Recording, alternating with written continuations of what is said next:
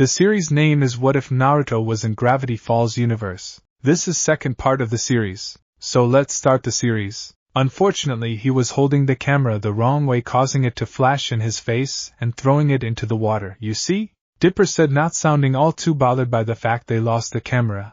This is exactly why you need backup cameras. We still have 20. Suddenly a bird flew close to Mabel's head, causing her to panic and throw it at the bird. Thankfully Naruto was nearby and was able to catch it before it could go over. Let's try and not lose any more cameras, he said as he handed the camera back to Mabel. Wait, lose the cameras? Seuss asked for clarification. Don't! Dipper shouted, starting to get stressed out. Seuss then had a guilty look on his face as he pointed over his shoulder to 2 cameras now floating in the water. Dude, I just threw 2 away. 18! Dipper called out as his stress increased at the rapid loss of cameras. Alright, we still have 18 camera. Dipper! Wait! Crunch! Unfortunately, Naruto's warning didn't come across in time as Dipper's fist had already been brought down on top of the camera. 17. We have 17 cameras. Best you don't try to raise his stress level any higher at the moment. So what's the plan? Throw more cameras overboard, or what?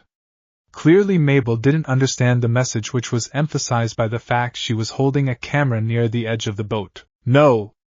Dipper shouted as Mabel had a massive grin on her face. Quickly realizing Mabel was messing with him, he calmed himself down before he started handing out jobs. Okay, you'll be the lookout. Seuss can work the steering wheel. I'll be first mate, and Naruto can be the captain. What? Yeah, what? Naruto, who was watching everything with a deadpan, suddenly perked up in surprise at hearing Dipper assigning the job of captain to him. Why does he get to be captain? Mabel wasn't taking the news very well, you see. Because he's lived here longer than us and has more experience with dealing with monsters than either of us, Dipper said factually. What about first mate? Clearly Mabel was backing down until she got some sort of leadership position. I'm not sure. No offense, Dipper, but I think it's better you and Mabel switch jobs. Being interrupted by Naruto caused Dipper to look at him in shock while Mabel gave him a look of glee. What? No. That's a bad idea. Naruto looked at Dipper for a second before getting down on one knee to look at him more directly. As bad of an idea as letting your sister be lookout. Dipper opened his mouth to retort before closing it and looking at his sister. His sister was currently glaring at the bird that swooped by her earlier. I'm watching you, bird. A fish then jumped out of the water, causing her to change focus and grin. Hey, a fish!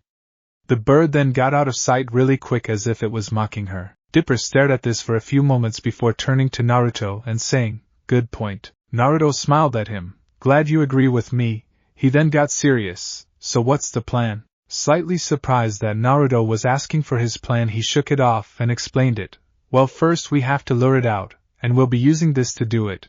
He then gestured to a barrel labeled fish food. Seuss, who was standing next to it, decided to ask something. Permission to taste some. The others looked at him in disbelief. Permission granted didn't stop Naruto from granting the request. Yes, he air-fisted before dunking his hand into the barrel, pulled out a piece of food, and licked it. He regretted seconds later, as he started gagging and wiping his tongue with his hands. The twins started laughing at the situation their friend put himself in while Naruto only gave a light chuckle. Dude, I don't know what I expected that to taste like. Seuss wasn't all too bothered by the laughter because in retrospect it was quite silly to taste fish food. Nearby, Stan was glaring backwards at the boat the twins and his employees were on. Currently hearing the laughter coming from the boat, traitors, he muttered. They're kids, Stan. They will always get distracted by something they consider cool or unusual. Turning towards his fishing buddy who currently had a line casted off the side of the boat. I was like that when I was their age, remember? Yay. But you didn't run off the first chance you got to chase monsters. Because I was raised differently. I also had a different focus at the time, Naruto said while looking at the water glumly. A part of me still is. Stan's glare lighted up significantly as he looked at the Uzumaki. Still wish they decided to go fishing with me instead of chasing that scaly bastard, he said as he looked down. Naruto gave a light smile to his boss. Don't worry, cheapskate, he said, causing Stan to look up at him. Knowing the boss, he's probably trying to convince them to drop that search and come back to fish with us. Later, SS, cool dude. A thick fog had settled over the crew as they neared Scuttlebutt Island. Dipper was at the stern of the boat keeping a lookout for the Gobblewonker and the island. Seuss was steering the boat while throwing fish food into the water. In the back, Naruto was staring across the water once again, wearing a glum expression, while Mabel was walking back and forth talking excitedly. This is great. The two most awesomest people are in charge of finding a legendary lake monster. We will go down in history. I will get my hamster ball, and the boys will flock to me begging me to be their girlfriend. She then turned to Naruto, expecting him to share similar thoughts, only to notice his sad stare. Her grin turned into a small frown as she walked over to him. Hey, what's wrong? She asked him, causing Naruto to look at her. It's nothing, Mabel, it's just... Naruto then let out a deep sigh before staring into the water. This wasn't exactly what I planned to do today. Mabel gave a nervous chuckle before saying, well, it could be worse. You could be fishing with Grunkle Stan, right?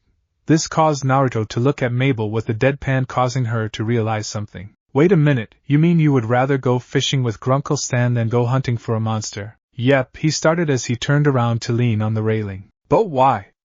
Mabel asked in shock. Her brain, despite being very creative, couldn't figure out why somebody would rather go fishing with a smelly old man like Stan than go monster hunting. Fishing with Stan would have been so boring, but you rather do that than go monster hunting? Mabel, Naruto said sternly while looking at Mabel, causing her to feel incredibly nervous. First off, I've lived in Gravity Falls for 3 years now. I've been on plenty of monster hunts and high-speed adventures. Secondly, I live by a code that I learned from a former teacher of mine. He then looked at her not with a deadpan or silly expression, but with a serious yet nostalgic expression. Those who abandon the mission are trash. You see, that's why we have to continue this monster. But those who abandon their comrades are worse than trash, Naruto continued, causing Mabel to pause mid-sentence. You and Dipper both left Grunkle Stan without considering his feelings on the matter. Mabel's eyes widen as she considers what Naruto said. Sure, her Grunkle could be a cheapskate, but today he seemed genuinely happy to go fishing with them. Heck, she even noticed it, and she still left him. She looked down with a guilty expression before Naruto got down on one knee and put a hand on her shoulder. Look, I don't blame either of you for making that choice. You're kids, you don't know any better. That, and you probably haven't experienced what either me or Grunkle had to deal with for a long time. What's that? Mabel asked softly, though with some curiosity in her tone. Naruto looked at her softly before saying something that completely changed her view of both him and her Grunkle. Being alone. Land ho! Hearing Dipper's call, they both head up to the bow to see Scuttlebutt Island appearing through the foggy moor. There was an aura that screamed creepiness as Seuss parked the boat as close to the island as he could. Dipper brought out a lantern from the boat as they started walking inland, where the fog seemed to get thicker as they got further in. As they walked further down a path surrounded by dead trees, the emotions of the group seemed to project around them. Dipper's was that of seriousness and focus as his dedication to find that lake monster and get that prize money. Seuss projected a carefree yet nervous aura as while he was going after a lake monster his close buds were with him. Naruto had summoned his spear and his eyes were darting around the forest, keeping an eye out for anything that might jump them, but he kept a relatively good poker face on. Mabel, however, was a mixture of different emotions at the moment, as she didn't know what to think at the moment. On one hand, she wanted to find that lake monster along with getting that hamster ball, but what Naruto said rang in her head. The thing about comrades, along with how Naruto and her Grunkle were familiar with being alone. Dudes, check it out. Suddenly all their attention was drawn to Seuss as he walked over to a sign that had the name of the island on it before he covered the scuttle part with his arm. But island. Ha ha, good one, Seuss, ha ha hm. While the joke did help raise Mabel's spirits a bit, it didn't get her mind fully off things. Hey, her head turned towards her brother, who walked over to her before putting the lantern he was carrying on the ground. You okay?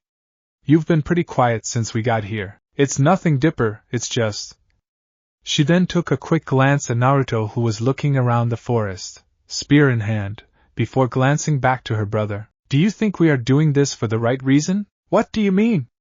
Dipper asked before a deep, beastly growl echoes through the forest. The twins gasp at the sound while Naruto cautiously backs up to them. Dude, did you guys hear that? Seuss asked as he nervously walked over to them. What was that? Mabel asked as she started to hug Naruto's side in nervousness before a thought crossed her mind. Was it your stomach, Seuss? Nah, Seuss answers as he puts a hand on his stomach. My stomach normally sounds like whale noises. Curious, both Naruto and Mabel put their ears on Seuss' stomach and they hear the majestic sound of whale calls. Wow! So majestic. Mabel muttered in amazement. while Naruto had a look of surprise on his face. An opossum then appeared as if from nowhere, ran up to the lantern that Dipper set down, grabbed it with its jaws and took off with it. Huh? Our lantern! Dipper cried out as the possum disappeared into the fog. He proceeded to hand-shade his eyes while squirting to try and find their stolen lantern. Ah! I can't see anything. Unfortunately, the possum had already run too far off with it, making it impossible to see through the mist. Click! Thankfully Naruto brought flashlights. Where did you even get those? Best not to question it, the whiskered blonde said to the male twin before handing him and the others a flashlight. Still, we should probably head back to the boat. What? Dipper turned towards his roommate in shock, but we've barely gotten started. I don't know, man. Everybody turned towards Seuss, who was scanning the forest nervously with his flashlight. Maybe this isn't worth it. Not worth it?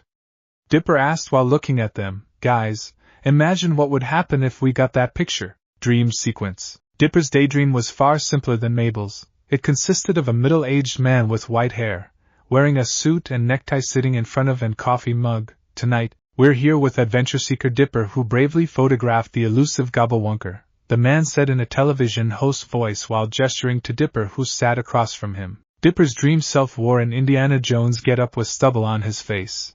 While still being 12 years old, it's a dream sequence rascal best not to question. Tell me, Dipper, what's the secret to your success? Well, I run away from nothing, he said before swinging down his coffee in a single gulp.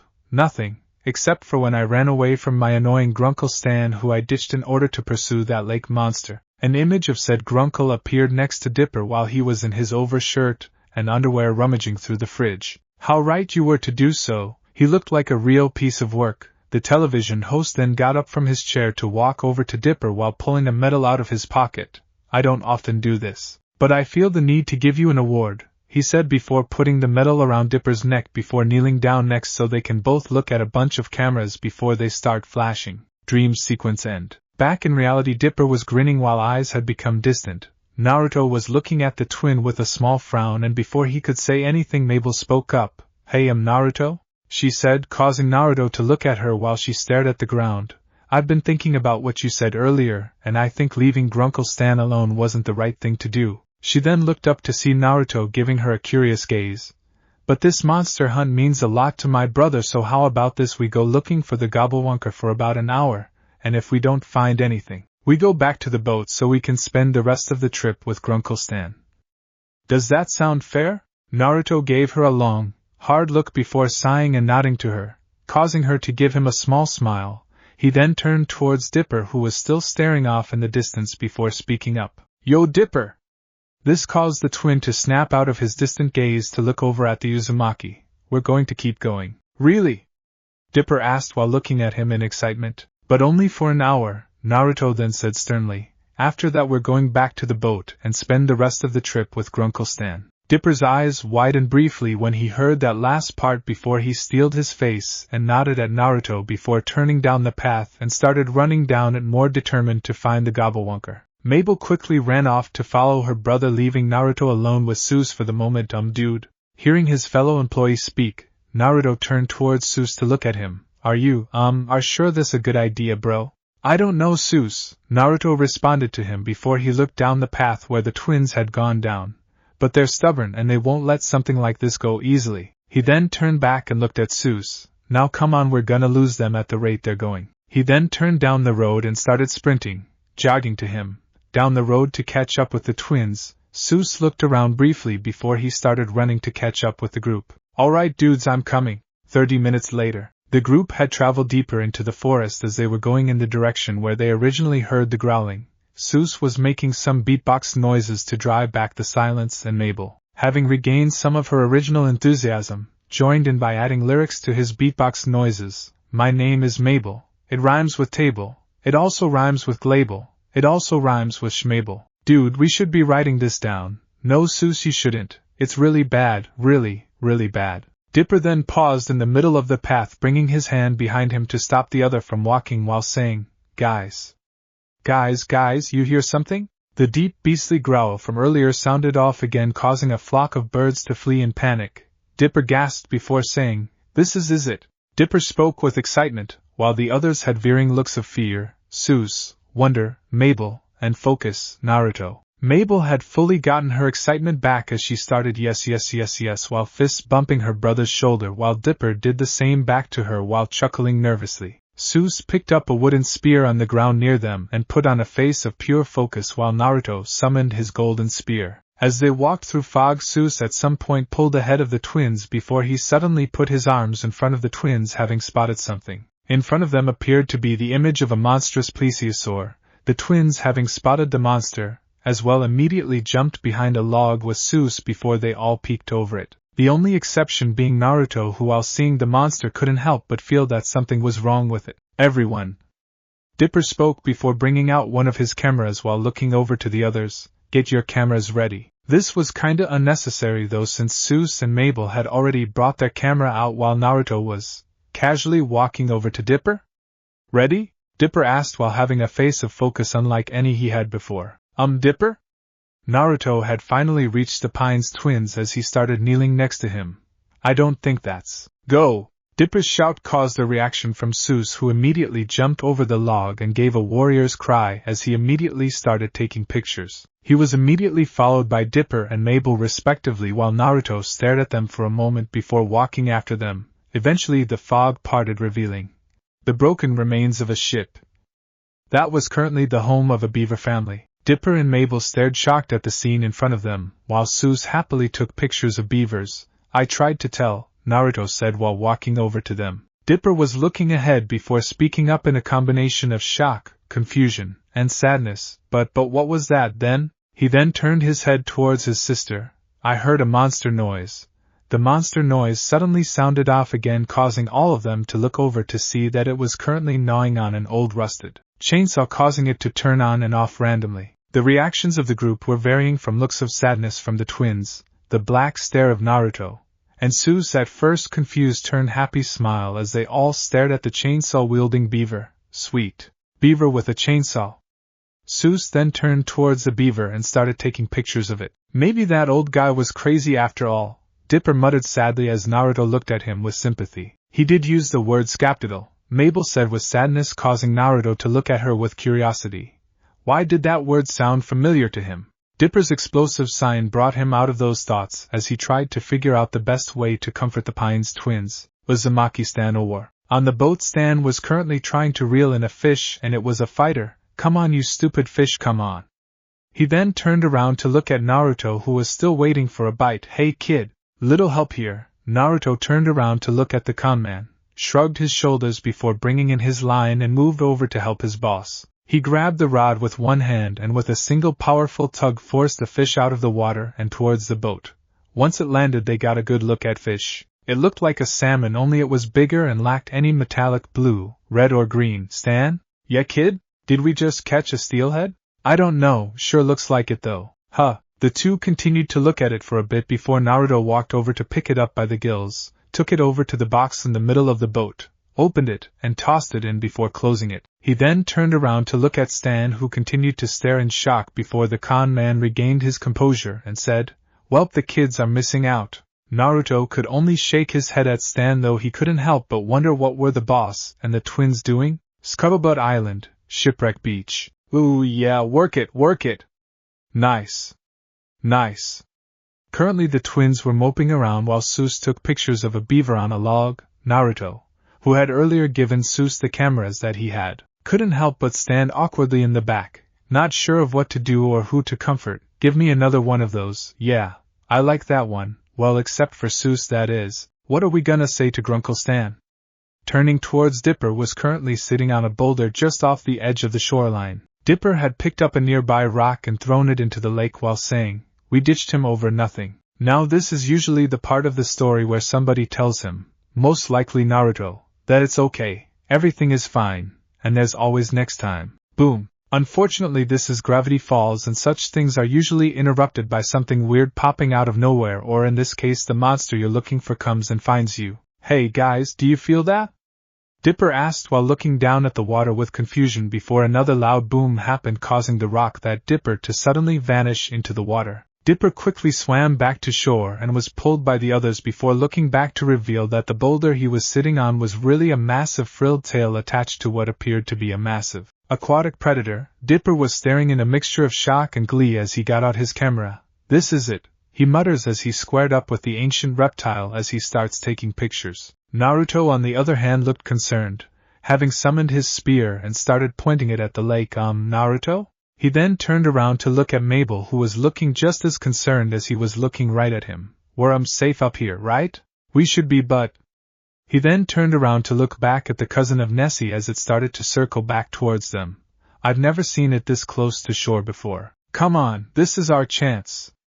Dipper called out while turning back towards the others who were slowly backing away from the water's edge. Mabel, who had gotten behind Naruto, was slightly scared as the gobblewonker started slowly making its way towards the shore. What's wrong with you guys? He asked while the ancient plesiosaur rose from the water, revealing its glowing yellow eyes, overlapping jaw, a pair of tusks poking out of both its upper and lower jaws, with the one on the left being broken, and a long webbed mane that ran down to its back. Dipper, dude. Mabel and Sue's expressions became those of horror while Naruto kept a perfect poker face while pointing his spear at the gobblewonker. Dipper, he whispered to the boy while keeping his eyes on the ancient aquatic predator. Walk towards us slowly. It's not that hard, alright?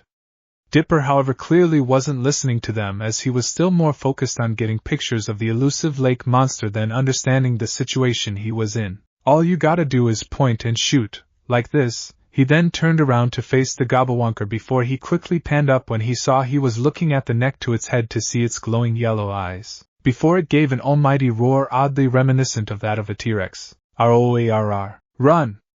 Naruto called out as he, Mabel, and Seuss immediately bolted up the hill, while Dipper couldn't help but stare in shock at how close the gobblewonker was. Come on, dude! Hearing Seuss call out to him, thankfully snaps him out of it and starts to follow them. The gobblewonker then starts to crawl onto land and starts to chase them at surprisingly high speeds. It immediately knocks over a nearby tree, causing it to fall in the direction of Dipper and his sister. Dipper, thankfully noticing it, immediately jumps towards his sister and knocks her out of the way, causing her to tumble with him briefly before they both get themselves back on their feet using their momentum from the tumble. They continue to run as trees fall all around them as they quickly catch up with Seuss and Naruto, while the latter had an absolutely baffled and confused expression on his face. Get back to the boat! Hurry! As Seuss called out, the gobblewonker made a lunge for them, almost getting Mabel before Naruto grabbed her and decided to give her a piggyback ride as they ran from the lake monster. Dipper slowed a bit as he took out another camera to get a photo of the lake monster, being able to snag a shot before he trips en route. Thankfully he only stumbles a bit, but he drops the camera. The picture! He cries out, and before he can attempt to go back for, Naruto grabs him by his jacket collar and continues to run in the direction of the boat. What the hell, Dipper? Naruto shouts as he stares directly at Dipper with a face of absolute disbelief. Are you trying to get yourself killed? Dude, if it makes you feel any better, I got tons of pictures of those beavers, dude. Seuss said as Naruto caught up to him. Why would that make me feel better? Dipper asked as the gobblewonker started to close in on them. The boat eventually appeared through the fog, and acting quickly they all scrambled into it. Seuss turned on the engines and quickly pulled away from the shore as the gobblewonker appeared from the forest. While Seuss and Mabel had faces of horror, Dipper had a look of excitement on his face. All right, this is it, he cried out before reaching into his jacket and pulling out a camera. While taking aim, however, he notices one crucial thing.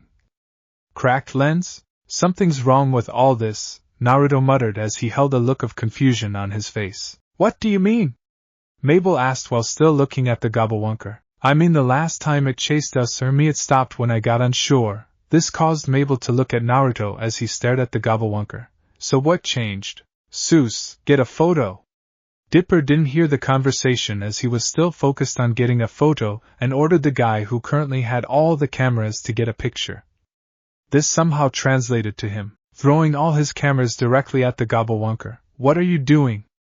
Dipper cried out as stared in disbelief at the handyman. This caused Seuss to stop and turn directly towards Dipper holding the last camera. Oh, I still have one left. Don't worry, dude. He then tossed the camera directly at Dipper. Here. Dipper ducked away in reflex as the camera shattered against the side of the wheelhouse. Dipper stared in horror at the remains of the camera before the gobblewonker jumped into the lake. The aquatic predator then rises from the depths again, while snarling as the group stared at it with varying degrees of worry and fear on their faces. Seuss then reaches through the wheelhouse window to push the boat into full reverse as the Gobblewonker lunges for them. The lunge causes the boat to rock briefly, with Seuss falling through the window directly into the wheelhouse. He gets up quickly and turns the boat a full 180. Go, go, go, go, go! Dipper, having finally regained his senses, quickly ordered Seuss to get them out of there. Seuss, understanding the situation they were in, quickly puts the boat into high gear. Naruto then steps on the stern of the boat, summons his spear, before he starts throwing them into the water and detonating them once they touch the surface, causing massive ice sheets to form in front of the aquatic predator, only for it to barrel through them as if they were nothing. What? Naruto shouts as he stares at the ancient reptile, completely shocked at what just happened. The last time he used that trick against the lake monster, it went out of its way to dodge the attacks. Now it's just barreling through them as if they were nothing. He doesn't have time to ponder though, as the boat picks up speed, almost causing him to fall into the water. He catches himself though, and as he looks he sees the glowing yellow eyes of the Gobblewonker as it closes in on them. Uzumaki-stan or. Alright, we got 2 small mouth bass, a large mouth, a couple of rainbow trout, and a steelhead, Naruto listed as he looked through the trap box at all the fish they caught. Pretty good haul if anything. He then turned to look at Stan and noticed messing with some fishing line that had gotten knotted. Grr! Gaa! Mollycoddling! The old Khan mutters as Naruto moves over to help him. Can you please tell me more funny stories, Pop Pop? Before they are interrupted by the sound of an innocent young voice of a boy, they look over to see an elderly gentleman hanging with twins that reminded them of Dipper and Mabel, only cuter, with freckles and curly hair. Anything for my fishin' buddies! Ho ho ho ho! The elderly gentleman then reaches over to pat his grandson on the head. Naruto then looks over to his boss and sees his frustrated face. With everything that's been happening today, this was adding fuel to fire, so to speak. Pop Pop, the young boy started speaking again as he rubbed his arm nervously. I just realized that I was you. Ah, come on! Stan shouted as he stood up, his frustration finally boiling over from the events of today. Boo! Boo! This caused the family to look over to them while the elderly gentleman stood up to look at the con artist. Hey, there! What's the big idea? Maybe he has no one who loves him. Pop Pop, the young boy spoke again while looking at his grandfather. Naruto visibly winced at the remark. Having learned of Stan's past, that remark alone hit very close to home, unfortunately. Yeah, well, Stan tried to fire back but couldn't get the words out as memories of his past started to bubble up inside of him. Naruto then reached out to try and comfort the man that helped him for the past 3 years. Only to be interrupted by the SS cool dude soaring by them with the Gobblewonker generating a massive wave that soaked both groups. Naruto stared blankly ahead, trying to process what just happened, while Stan threw his hat down onto the boat in frustration before sitting down glumly. Because in a sense the little boy was right. SS cool dude. The boat had just circled Scuttlebutt Island in an attempt to escape the lake monster, only for it to be proven futile as the Gobblewonker was still on their tail. Naruto was still on the stern, trying to desperately figure out what to do next. Going to shore won't work since it can move on land, and his attempts to slow it down proved to be worthless now as it simply barreled through them. With his options dwindling, Naruto was slowly coming to one up. Seuss! Beavers! Beavers? Naruto, hearing Dipper's shout, quickly turned towards the front and spotted the wrecked ship from earlier that served as the beaver's home. As Seuss tried to turn the momentum from the boat continued towards the beaver lodge, Naruto quickly realized they were going to hit it, quickly grabbed Mabel and pulled her in front of him before turning his back to the beaver lodge. Brace yourselves! He shouted moments before they collided with the shipwreck. While the boat surprisingly enough remained in one piece, the beavers unfortunately fell on the boat and started biting everyone and thing. A couple of beavers had landed on Dipper's hat and started biting at it. One had grabbed Mabel by the arm, while another was holding on to Naruto's leg, which the Uzumiki's response was to casually pull it, tossing it back into the lake, before moving over to help Dipper get the ones off his hat. Suddenly one of them landed on Seuss's face, effectively blinding him as he ran out the wheelhouse in a panic. Mabel, having just gotten the beaver off her arm, quickly notices the wheelhouse was empty and quickly takes the wheels so they could continue to keep out of the reach of the Gobblewonker. The others, meanwhile, were busy trying to rid their boat of the current beaver infestation, with Dipper trying to remove one from the side of the boat, while Naruto was trying to remove the one from Seuss's face, without trying to hurt either him or the beaver. After Dipper had removed the beaver from the side of the boat, He threw it and another beaver back into the drink right before the gobblewonker ducked under the waves, as the ancient reptile chased them. Mabel noticed that they were heading straight for a group of fishermen, and not having the confidence to maneuver through them, she shouted for the one person she had any confidence in being able to do so. Naruto! This caused the whiskered blonde to look over to her, and upon seeing the group of boats they were quickly closing in on, he stopped trying to remove the beaver from Sue's face before running over to the wheelhouse. Move! He ordered, which she quickly followed as Naruto took control of the wheel and skillfully moved between them as the gobblewonker barreled under them, causing all the boats to flip into the water, losing all their gear and fish in the process. The gobblewonker then raised its head from the water and swung it at the boat, clipping it slightly before going in for another swing. Duck! Naruto shouted before it swung its head again, causing the outside of the wheelhouse to be destroyed along with parts of the boat. The group had thankfully dodged as they rose from the wreckage, though Seuss still had a beaver on his face. As Naruto looked forward, he noticed something that in the 3 years he's been here caught him completely by surprise. Why is there a glass pane in the middle of the lake? Easy, easy. Over by the glass pane, the two men were currently moving it across the lake in a pair of boats, while holding horizontally. At least they were until Naruto drove straight through it. My glass. It's a rule of physics, I swear. Any time a glass pane is being moved across the road, or lake in this case, something comes crashing through it. After barreling through the glass, Naruto quickly noticed they were in a long narrow chasm with no other ways out. Guys, he said while keeping his eyes in front of him as the others looked at him. Except for Seuss, who still had a beaver on his face. Any bright ideas? 'Cause I don't want to attempt to play chicken with that thing. Dipper, taking a quick look of his surroundings, brought the journal and flipped through the pages before stopping on one. Go to the falls, he shouted while pointing at it. I think there might be a cave there. Might be? Mabel asked while looking at her brother, while Seuss stared ahead in horror, having finally got the beaver off his face and was currently holding it. Naruto, not one to leave things to chance, summoned his spear and threw it at the waterfall, and seeing that it passed through without stopping, decided to take the chance for a cave. Alright, hold on everyone. This is going to be close, he said as put the boat into high gear. The others screamed in terror as they covered their eyes with either hands, book, or beaver as they crashed through the waterfall. They then crashed into the shoreline beyond the waterfall as the group tumbled out and onto the ground. With the exception of Naruto, who had jumped out of the boat at the last minute and landed next to the spear he threw early. He mutters as he picks it up before walking to the others as they were picking themselves up, just as the gobblewonker comes crashing into the cavern. The others scream in terror as they huddle together while Naruto jumps in front of them, only to lower his spear when he sees the gobblewonker trapped by the cave entrance. The other got up with looks of joy on their faces as they stared at the aquatic predator. It's stuck, Mabel said as Naruto dismissed his spear while looking at it with a confused expression on his face. Ha ha! Yeah! Dipper cheered before a look of realization crossed his face. Wait, it's stuck?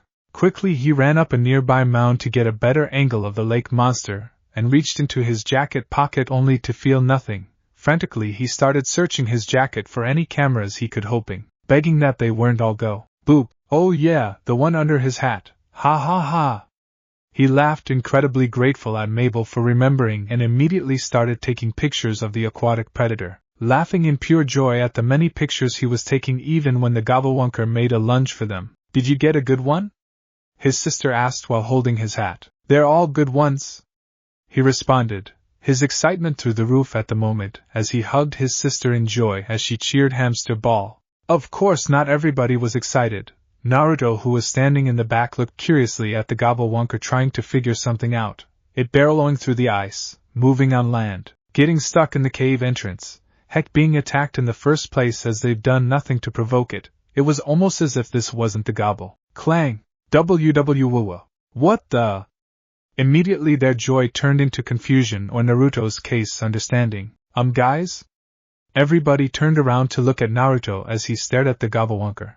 Who told you about the gobblewonker? This crazy old hermit YR. Did he have a bandage on his beard and a cast on his right arm? Naruto interrupted Dipper as he continued to stare at the carcass. Yeah, Mabel answered while looking at him in confusion. How did you? She didn't get to finish as Naruto had walked over to where the gobblewonker was closest to shore before jumping on its flipper. He walked over closer to the main part of it, and banged his hand against the side of it, causing it to give off a metallic thud. Ugh! I should have known, Naruto muttered as he stared at the gobblewonker. What is it? Dipper asked while looking at him with curiosity, trying to figure out what was going on. Give me a moment, Naruto answered before he started crawling up the side to the top of it. Found it! They heard him shout as he looked over to them. Guys, come over here. There's somebody I want you to meet. The others looked at each other in concern before going over to him. Once they get to the top, they notice a submarine hatch on top of the monster before Naruto turns the wheel on the top, causing steam to puff out and the hatch to open to reveal the old hermit from earlier. Work them bellows in the old man muttered, trying to get his machine up and running again before he noticed that the hatch was open. Huh? Hey McGucket, Naruto answered casually while the others looked at the old man in shock. Huh, Naruto? What are you doing? Ah, banjo polish. You were in that boat, weren't ya? Yep, Naruto asked while the old man had a look of embarrassment on his face. Oh, donkey spittle, sorry Naruto. If I've had known yous were in there, I wouldn't have attacked you all. It's fine McGucket, honest accident, Naruto replied, waving him off as if nothing happened. The rest of the group continued to stare in confusion before Dipper finally got enough of his senses to finally speak again, though mostly in a confused tone. Why you? He asked the hillbilly while making gestures to him. You made this? Why? He then turned towards Naruto and pointed at him. And how do you know him? Naruto blinked for a moment before slapping his forehead as if he just realized something. Oh right, I haven't introduced you guys yet. Dipper, Mabel, this is Fiddleford Hadron McGucket, smartest man in Gravity Falls. He then put his hand on his chin for a moment. Also probably the craziest. Yep, that I cannot deny, McGucket spoke while looking at them with his crazy eyes. McGucket, Naruto said, which caused the old kook to look at him. These are Dipper and Mabel Pines, the great niece and nephew of Stan Pines. Pleasure to meet ya, the inventor said before spitting into his hand and handing it to them. The twins looked disgusted by it, though Mabel did still shake his hand, albeit by the fingertips. Nice to meet you too, she said with forceful smile before letting go of his hand and started to flap hers, in an attempt to rid it of any saliva. So how did you meet each other? Naruto couldn't help but stand there awkwardly as he tried to figure out how to explain his that. Oh, that's simple. He destroyed a rogue machine of mine that threatened to destroy all of Gravity Falls. Or McGucket can simply tell them what happened. In return, I made him these gravity weights so he can grow stronger. He then pointed at the black bracers on Naruto's arms before his crazy grin turned into a sad frown. Unfortunately, due to a calculation error, the bracers are now currently stuck on him. McGucket, you know I don't blame you for any of that, Naruto said to comfort him. Either of us knew that lightning would cause it to fizz out like that. He then turned to look at the confused faces of the other. Bad encounter with a bunch of rogue elementals. A bunch of O's and yes echoed from the group before Dipper spoke up. Well, that answers that question, but raises so many others. Rascal. Mike. Running time. He then turned to look at McGucket. But why build this? Why chase us? Well, McGucket muttered while looking ashamed at the group. He then turned away from the group and started tapping his fingers together nervously. I just wanted attention. Naruto's look saddened as he looked at the hillbilly. I still don't understand, Dipper said while looking at the local kook. McGucket's grin turned excited as he explained how he did it. Well, first I just hootenannied up a biomechanical brain wave generator, and then I learned to operate a stick shift with my beard. I don't know how, Rascal, but he just does it. Okay, yeah, but why did you do it? Mabel asked while looking at him in confusion. Naruto kept silent, already knowing the answer. Well, when you get to be an old fella like me, nobody pays any attention to you anymore, he explained, having taken his hat off to scratch his head. Flashback sequence. Old man McGucket was currently standing outside his son's window with a ball and mitt in his hands, wanting to play catch. The son then grabbed the blind's cord and pulled it to obscure his father from view. My own son hasn't visited me in months. The scene then changed to a cave where McGucket had a welding mask on his face and was currently putting together what will eventually become the Gobblewonker. So I figured maybe I'd catch his fancy with a 15-ton aquatic robot. Wahahaha. Ahaha. Flashback sequence end. Aha. In retrospect, it seems a bit contrived. Naruto just stared at McGucket in sadness, as from what little time he spent with the man he was really nice despite the insanity. You just don't know the lengths us old-timers go through for a little quality time with our family. This was a gut punch to the Pines twins, especially for Mabel, as they brought their fishing hats and stared at them for a second. Dipper gave an explosive sigh while Mabel gave a bitter chuckle as she remembered what Naruto told her earlier. Worse than trash, huh? Dude, Sue spoke up, causing everybody to look at him. Guess that real lake monster was you too, heh heh. The twins looked even more ashamed while Naruto glared at him. Sorry, it just, like boom, just popped into my head there. Mabel then turned back to the old man who was still in his home sub. So, did you ever talk to your son about how you felt? She asked, causing everybody to turn their heads to the old man. No, sir, I got to work straight on the robot, he said as a holographic projector popped out near the hatch. Yay, that doesn't surprise, Naruto said while crossing his arms. Why? Dipper asked as a projector turned on, revealing the blueprints for the robot. I made lots of robots in my day, McGucket continued as he changed it to a newspaper clipping of a giant robotic pterodactyl. Like when my wife left me and I created a homicidal pterodactyltron. He then changed it to a picture of a middle-aged man with brown hair and a mustache. Or when my pal Ernie didn't come to my retirement party. Before changing it again to a newspaper clipping of a giant robot blowing up a city. And I constructed an 80-ton shamebot that exploded the entire downtown area. He then broke into maniacal laughter, as the group stared at him surprised except for Naruto, who looked over to Dipper with a bored expression on his face. That's why. Well, time to get back to work on my death ray. Having finally stopped laughing, he then ducked back into his sub where a bunch of power tools sound off. I'll say give pranking a try, Naruto said as he looked down the hatch. But I've said it enough times to know it will go right over your head. Any you kids got a screwdriver? Well, so much for the photo contest, Dipper spoke while bringing out the last camera he had. Photo contest? Naruto muttered with a raised eyebrow, though decided not to ask since the twins were feeling bad enough already. We still have one roll of film left, Mabel brought up while looking at her brother. What do you want to do with it? Dipper asked while glancing at his sister. Later use a Miki Stanowar. All right, including the steelhead we got. We won't need to go out and get food for a couple of days, so that's good, right? Naruto said while looking over to his boss as he gave a depressed sign. Before Naruto could try and cheer him up more, he noticed something that caused him to smile. Hey Stan! Yay, what is? Stan asked while looking at the floor. I think your day is about to get a lot better. This caused Stan to look up at Naruto with a questioned gaze on his face. What do you mean? He was then cut off by Naruto exploding into a cloud of smoke. Cough, cough, cough. What the hell, kid? Hey! Over here! Hearing somebody call out to him, he turned around and to his surprise the twins, Seuss, and Naruto riding up next to him in a sinking wreck that was their boat. What the, kids? He asked while Dipper took a picture of him. I thought you two were off playing spin the bottle with Seuss. Well, Dipper spoke up while scratching his arm nervously. We spent all day trying to find a legendary dinosaur. But Mabel then spoke up while raising a finger in the air. We realized the only dinosaur we want to hang out with is right here. Save your sympathy, Stan said while trying to wave them off, though secretly grateful they came back. I've been having a great time without ya. Making friends, talking to my reflection. I had a run-in with the lake police.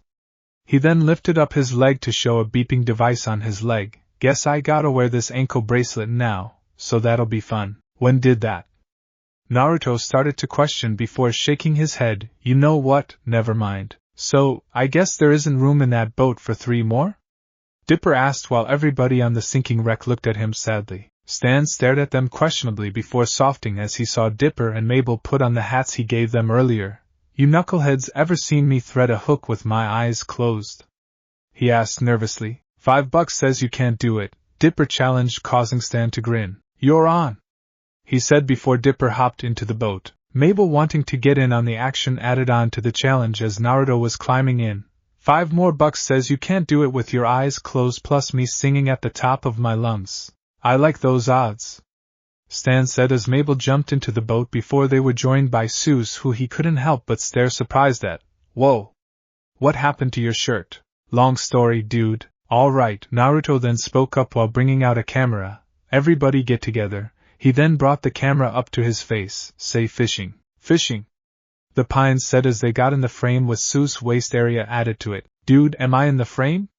Seuss asked right before Naruto took the picture, which would be the first of many during that trip. Others consisted of Grunkle Stan following through with the earlier bet from earlier, though he was trying to cheat it with Mabel on his shoulders. Another of the group in a single frame listening to Stan's joke book, one of Dipper catching a small mouth with Mabel photobombing it, Stan's vest for some reason, with the final one being of Stan helping Mabel steal the fish from the granddaughter's net from the elderly gentleman from earlier, which led to a photo of them being chased by the lake police. As the group headed back to shore with grins on their faces, having enough fish to last them a week, probably Naruto looked over to the side and his eyes widened as he spotted something. It was the gobblewonker, only it was a dark green, no glowing eye, and its tusk-like teeth were all pointing straight out of the lower jaw. Quickly Naruto snapped a picture of it right before it disappeared under the water. "Hey Naruto?" Hearing his name, he turned around to see Mabel looking at him curiously. "Everything okay?" Naruto looked at Mabel for a second before responding. "Yeah Mabel, I'm fine," he said before looking back out with a complicated expression on his face. "Everything's just fine. So let me get this straight," Wendy said as she and Naruto walked to the front door of the mystery shack.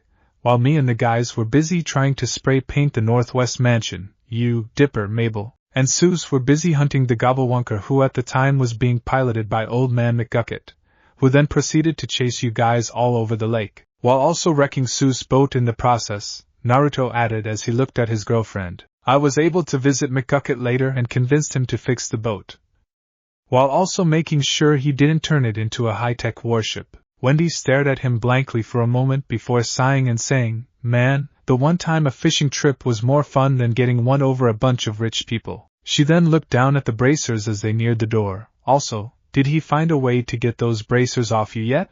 Naruto frowned as they reached the patio. "No, not yet. He's still not sure what that elemental did to them." He then paused at the door to look at her again. "I haven't felt this weak in a long time." He then turned back to face the door again, frowning sadly while doing so. Wendy frowned sadly as she looked at her boyfriend before placing a hand on his shoulder, causing him to look at her. "Don't worry, we'll get them eventually," she said with a small smile which then turned into an excited grin.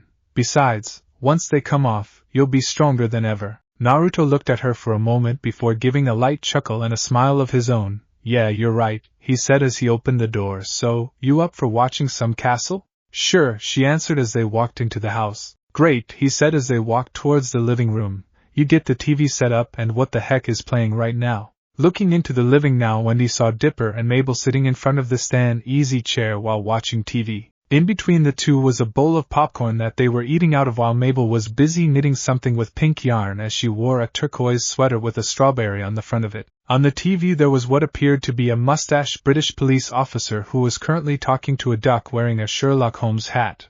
"Oh, I guess Ducktective is on." "Duck what?" "Ducktective," Wendy said to her boyfriend while staring at the TV. "It's a cartoon about this duck that's like Sherlock Holmes, who can solve mysteries that no one else can solve." "I'm afraid your services won't be required here, sir," spoke the cop on the TV as the Dipper slapped Mabel's hand when she reached for some popcorn. "My men have examined the evidence, and this is obviously an accident." He then gestured to a man currently stuffed into a telephone booth with his arms and legs sticking out of a telephone box. Naruto stared blankly at the TV as the duck walked up to the body. Having lived in this town for 3 years and watched 4 seasons of Castle, he can tell this was no accident. "Accident, Constable?" The duck quacked as subtitles appeared below to tell what he was saying, since he was literally quaking before asking this. "Or is it?" He then turned his head dramatically to look at the audience. "Murder? What?" the policeman asked before a duck foot appeared on the screen as the title moved over it. "Ducktective will return after these messages." Mabel then dropped her knitting needles in shock before her pupils widened as she stared at the screen in amazement. "That duck is a genius," she whispered while putting her hands on her cheeks. Dipper just started boredly at the television screen before scoffing lightly. "It's easier to find clues when you're that close to the ground. That, and it's clearly a murder." Dipper then turned to look at Naruto in surprise as he stared at the TV screen. "How does a guy die in a telephone booth with his foot sticking out of one of the glass panes and people consider it an accident?" He then turned to look at Dipper and Mabel, who were staring at him in confusion.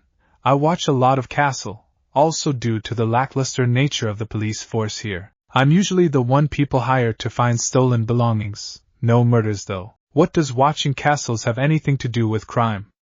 Mabel asked while looking at him curiously. "It's a television series, Mabel," Wendy answers while looking at her. It's about a famous crime fiction author named Rick Castle as he follows homicide detective Kate Beckett as inspiration for a new series of novels. It's also really fun to watch. She then turned to look at Naruto slyly. That and Naruto has a crush on Beckett. Naruto perks up before turning to look at her blankly. You know as well as I do that was just a stupid rumor that Bryce attempted to spread around as a lame attempt at payback. Yeah, I know, Wendy replied while looking at him. Besides, I know who your real television crush is. Now this caused Naruto to blush slightly, which deepened when she brought up the next thing. Never took you for a thighs person. You have a television crush? Mabel asked excitedly before running up. Oh, who is it? Who is it? That is a secret I will be taking to my grave, Naruto said dramatically while still sporting a blush on his face. Mabel pouted for a second before a thought crossed her mind.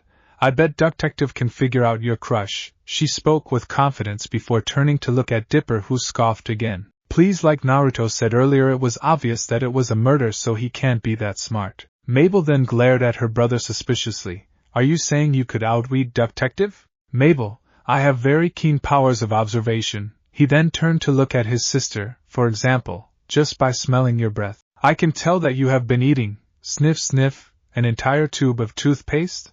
Yay, and the fact that her mouth is sparkling will also kinda give it away. Wendy joined in as she sat down in the chair while Naruto looked at Mabel more closely, finally noticing that her mouth was sparkly, causing her to turn her back to them in embarrassment. How did he miss that? It was so sparkly, Mabel muttered in embarrassment. Hey dudes! Though thankfully from further embarrassment by arrival as he slid down the hall with excitement on his face, you'll never guess what I found. A mystical weapon? A bunch of bodies? Buried treasure. Buried, Mabel started saying before she started laughing and playful, pushing her brother while saying, Hey, I was gonna say that. So, what is it? Naruto asked Sue since he was curious about what he found. Well, come on dudes, I will show you, Sue said, causing the others to get up and follow him. He led them down to a dark, dusty hallway with the group quickly noticing a secret door that surprised them, especially Naruto. So, I was cleaning up when I found this secret door hidden behind wallpaper, Sue said as they walked towards it before he stopped at the hidden door to turn around to look at them. It's crazy bonkers creepy, he then pushed open to reveal. A massive collection of wax figures. Yep, that would go up on almost everyone's creep radar. Wow! Dipper muttered as the group looked around the place. It's a secret wax museum. Welp, looks like I guess right, kinda, Wendy said as she looked around before turning around to look at her boyfriend as he was looking around curiously. How did you not know about this place? I have no clue, Naruto answered as he walked over to a shelf. He lived in this house for 3 years. How could he not know about this place? He then placed a finger on the shelf and pulled it across, causing a thick layer of dust to appear. But it looks like nobody has been in this place for a long time. They're so lifelike, Mabel noted while pointing at a wax figure of Sherlock Holmes, causing the couple to look over at her. As Naruto stared at the wax figures, he couldn't help but notice that despite the large amount of dust in the room, there wasn't a speck on them. Except for that one, Dipper said while pointing a flashlight he brought out earlier at what appeared to be a wax statue of an old man in his underwear, an undershirt with a fez on his. Wait a minute, Dipper, I think that's. Hello? Everybody screamed, with Wendy getting into a fighting stance. The only exception was Naruto, who simply stared at the scene blankly as Dipper pointed the flash upward to reveal the wax statue was really Grunkle Stan. It's just me, your Grunkle Stan. This thankfully caused Wendy to drop out of her fighting stance, though it didn't stop the others from running out the room screaming. Naruto stared at them briefly before turning to look at his boss and simply said this, give them a minute. Later, after everyone had calmed down, the group was back in the wax room with the group all looking at the wax figures before Naruto asked a pretty important question. What is this place, Stan? I'm glad you asked, Stan said briefly looking at Naruto before gesturing to the wax figures. Behold the Gravity Falls Wax Museum. It was one of our most popular attractions. Before I forgot all about it. After Stan said that, Wendy turned to look at her boyfriend and simply said this. Welp, that explains why you didn't know about this place. Yeah, it certainly answers a lot, Naruto replied, though he was still staring at the wax figures with suspicion in his eyes. There was something about them that made him unsettled. I got 'em all, he said before he started walking along a line of wax figures and started listing them. Genghis Khan, Sherlock Holmes. He then briefly stopped in front of a wax statue of Larry King, staring at it in confusion. Some kind of I don't know, Goblin Man. Dipper briefly shudders before glancing around with suspicion. Is anyone else getting the creeps here? Naruto looked like he was about to answer him before he was interrupted by Stan's tour that was coming to an end. And now, for my personal favorite. He gestured to a currently melting pair of shoes and top. Wait, what? Wax Abraham Lincoln, right over. Stan? What is it, Naruto? You might want to, check on Lincoln. What do you owe? Oh no! Come on! Stan said as he stared down at the melted sculpture, who left the blind open. Wax John Wilkes Booth, I'm looking in your direction. After pointing at said wax figure, he then got down to stick his finger into the melting wax. How do you even fix a wax figure? Cheer up, Grunkle Stan, Mabel said while walking up to him. Where's that smile? Meh. In response, Mabel started pressing various parts of his face while saying, beep bop boop. This in turn caused the Grunkle to say ow and stood up from his former kneeling position. Don't worry, Grunkle Stan, Mabel continued while staring up at her Grunkle. I'll make you a new wax figure from all this old wax. Stan stared at his grandniece in surprise with a hint of disbelief added in. You really think you can make one of these puppies? He asked while gesturing to all the wax figures. Grunkle Stan, Mabel said while having an oddly serious expression on her face. I'm an arts and crafts master. Why do you think I always have this glue gun stuck to my arm? Because you somehow got it stuck there and couldn't figure out how to get it off. Naruto just stared blankly at the scene as Mabel tried to shake the glue gun off in response to his girlfriend's fire back. How did I miss that? He mutters. Grunkle Stan, completely unfazed by all of this, simply pointed a finger gun at his great niece. I like your gumption, kid. I don't know what that means, but thank you. Later, Mabel was currently sitting in front of a giant block of wax with Naruto standing nearby. He didn't have anything going on today, so he decided to just help Mabel with her project. Dipper then walked into the room drinking a Dr. Pepper, causing Mabel to jump over to him, revealing the hot pink French beret on her head and paint-covered apron. Dipper! She exclaimed, causing her brother to accidentally drink some of his soda down the wrong pipe. What do you think of my wax figure idea? She then pulled up her sketchbook to reveal a yellow-haired princess with a wand that seemed to have a horse head sticking out of her stomach, wearing a crown, while also having the rear end of a horse sticking out of her butt. Yay, I have no idea what to call this. She's part fairy princess, and part horse fairy princess. Thankfully Mabel does. Naruto stared blankly at the drawing while Dipper had a strange smile on his face. Maybe you should carve something from real life, Dipper suggested, having gotten used to Mabel's creativeness over the years. Like a waffle with big arms. Mabel says, quickly drawing said idea on her sketchbook with great accuracy. Naruto started rubbing the bridge of his nose before speaking. While I'm pretty sure that will fit in something like a breakfast museum, it doesn't fit with a wax museum. This caused Mabel to pout at him briefly. Look, there are plenty of famous people out there you can make a wax sculpture of, like Taylor Swift, Robert Downey Jr., Tom Hanks, or kids. Naruto was then interrupted by Stan walking into the room, though for some reason he was missing his pants and had slippers on.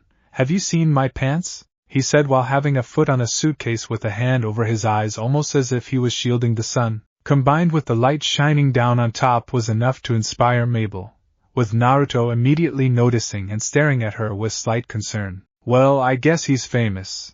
Or infamous, really. Mabel's eyes enlarged with glee as she turned around to look at the ceiling as she spoke. Oh, Muse, you work in mysterious ways. Why is your sister talking to the ceiling? Cue montage. Mabel brings out a hammer before flipping out multiple different chisels. She then put on a set of goggles and started chiseling at the sculpture from atop a ladder. The scenes fly by, showing Mabel chiseling different parts of the sculpture as the light from the window panes from one side of the room to the other, with the sculpture in each scene slowly taking the shape of a man. After finishing the shape, Mabel starts painting before briefly tasting the paint, and then continuing to paint with it. She then stepped back a bit to look at it, though she couldn't help but feel that something was missing. Before she could say anything, though, Naruto then walks up to her and shows her an entire bucket full of glitter. She looked at it briefly before nodding and grabbed the entire thing and threw it on the wax statue, finally finishing her project. Montage end. I found my pants, but now I'm missing my, Stan said as he entered the room, now only missing his shoes, before looking up and noticing the wax statue. He immediately started yelling in shock before he started pushing himself away from the statue across the floor. It took him a second to calm down before he looked up to see Seuss and Dipper looking at him with confusion, while Naruto looked at him with concern. What do you think? Mabel asked as she stepped into his field of view. I think the wax museum's back in business. He didn't even take a second to think about it. Later, outside, Stan got everything set up quite quickly. He had put up balloons, tarps, seats, and 2 poles right at the entrance that had a banner on them that read, Wax Museum of Mystery Grand Reopening. Seuss was right at the entrance directing cars where to park with a pair of corn dogs in his hands before he took a bite out of one of them. Up near the stage, Naruto and Wendy were busy doing admissions for the people coming in, which was, to put it simply, massive. How did Stan get this many people to show up? The Uzumaki muttered while keeping a friendly but slightly concerned smile on his face. He probably bribed them or something, Wendy answered while looking at her boyfriend, who turned to look at her. He bribed us after all. She then pulled a $1 bill out of her flannel shirt. Naruto, in response to her joke, pulled out his own $1 from his sweater pocket, causing them both to chuckle slightly. Up on the stage, Mabel was patting her checks in excitement as she stood between her brother and a currently tarped wax statue. Behind her were the other wax figures from the museum, while a banner that read 8th Wonder of the World hung above them. Stan then walked up to the podium that sat on the right side of the tarped wax figure, while Seuss stood behind him diligently. The conman coughed briefly before tapping the microphone on the podium, causing some feedback to echo out, with the people briefly covering their ears to block out the noise. You all know me, folks, Stan said, beginning his presentation. Town darling, Mr. Mystery, please, ladies, control yourselves. Said ladies continued to sit there while flies buzzed around them. As you know, I always bring the people of this fair town novelties and befuddlements, the likes of which the world has never known. Translation: a bunch of fake items and overpriced merchandise. But enough about me. Behold. He then walked over to the tarp and proceeded to pull it, revealing me. Seuss immediately started pressing keys on a nearby keyboard, starting with a fanfare noise before pressing the yeah key a bunch of times. The crowd's reaction to this was, a couple of them clapped slowly while all of them stared boredly with a cough thrown in.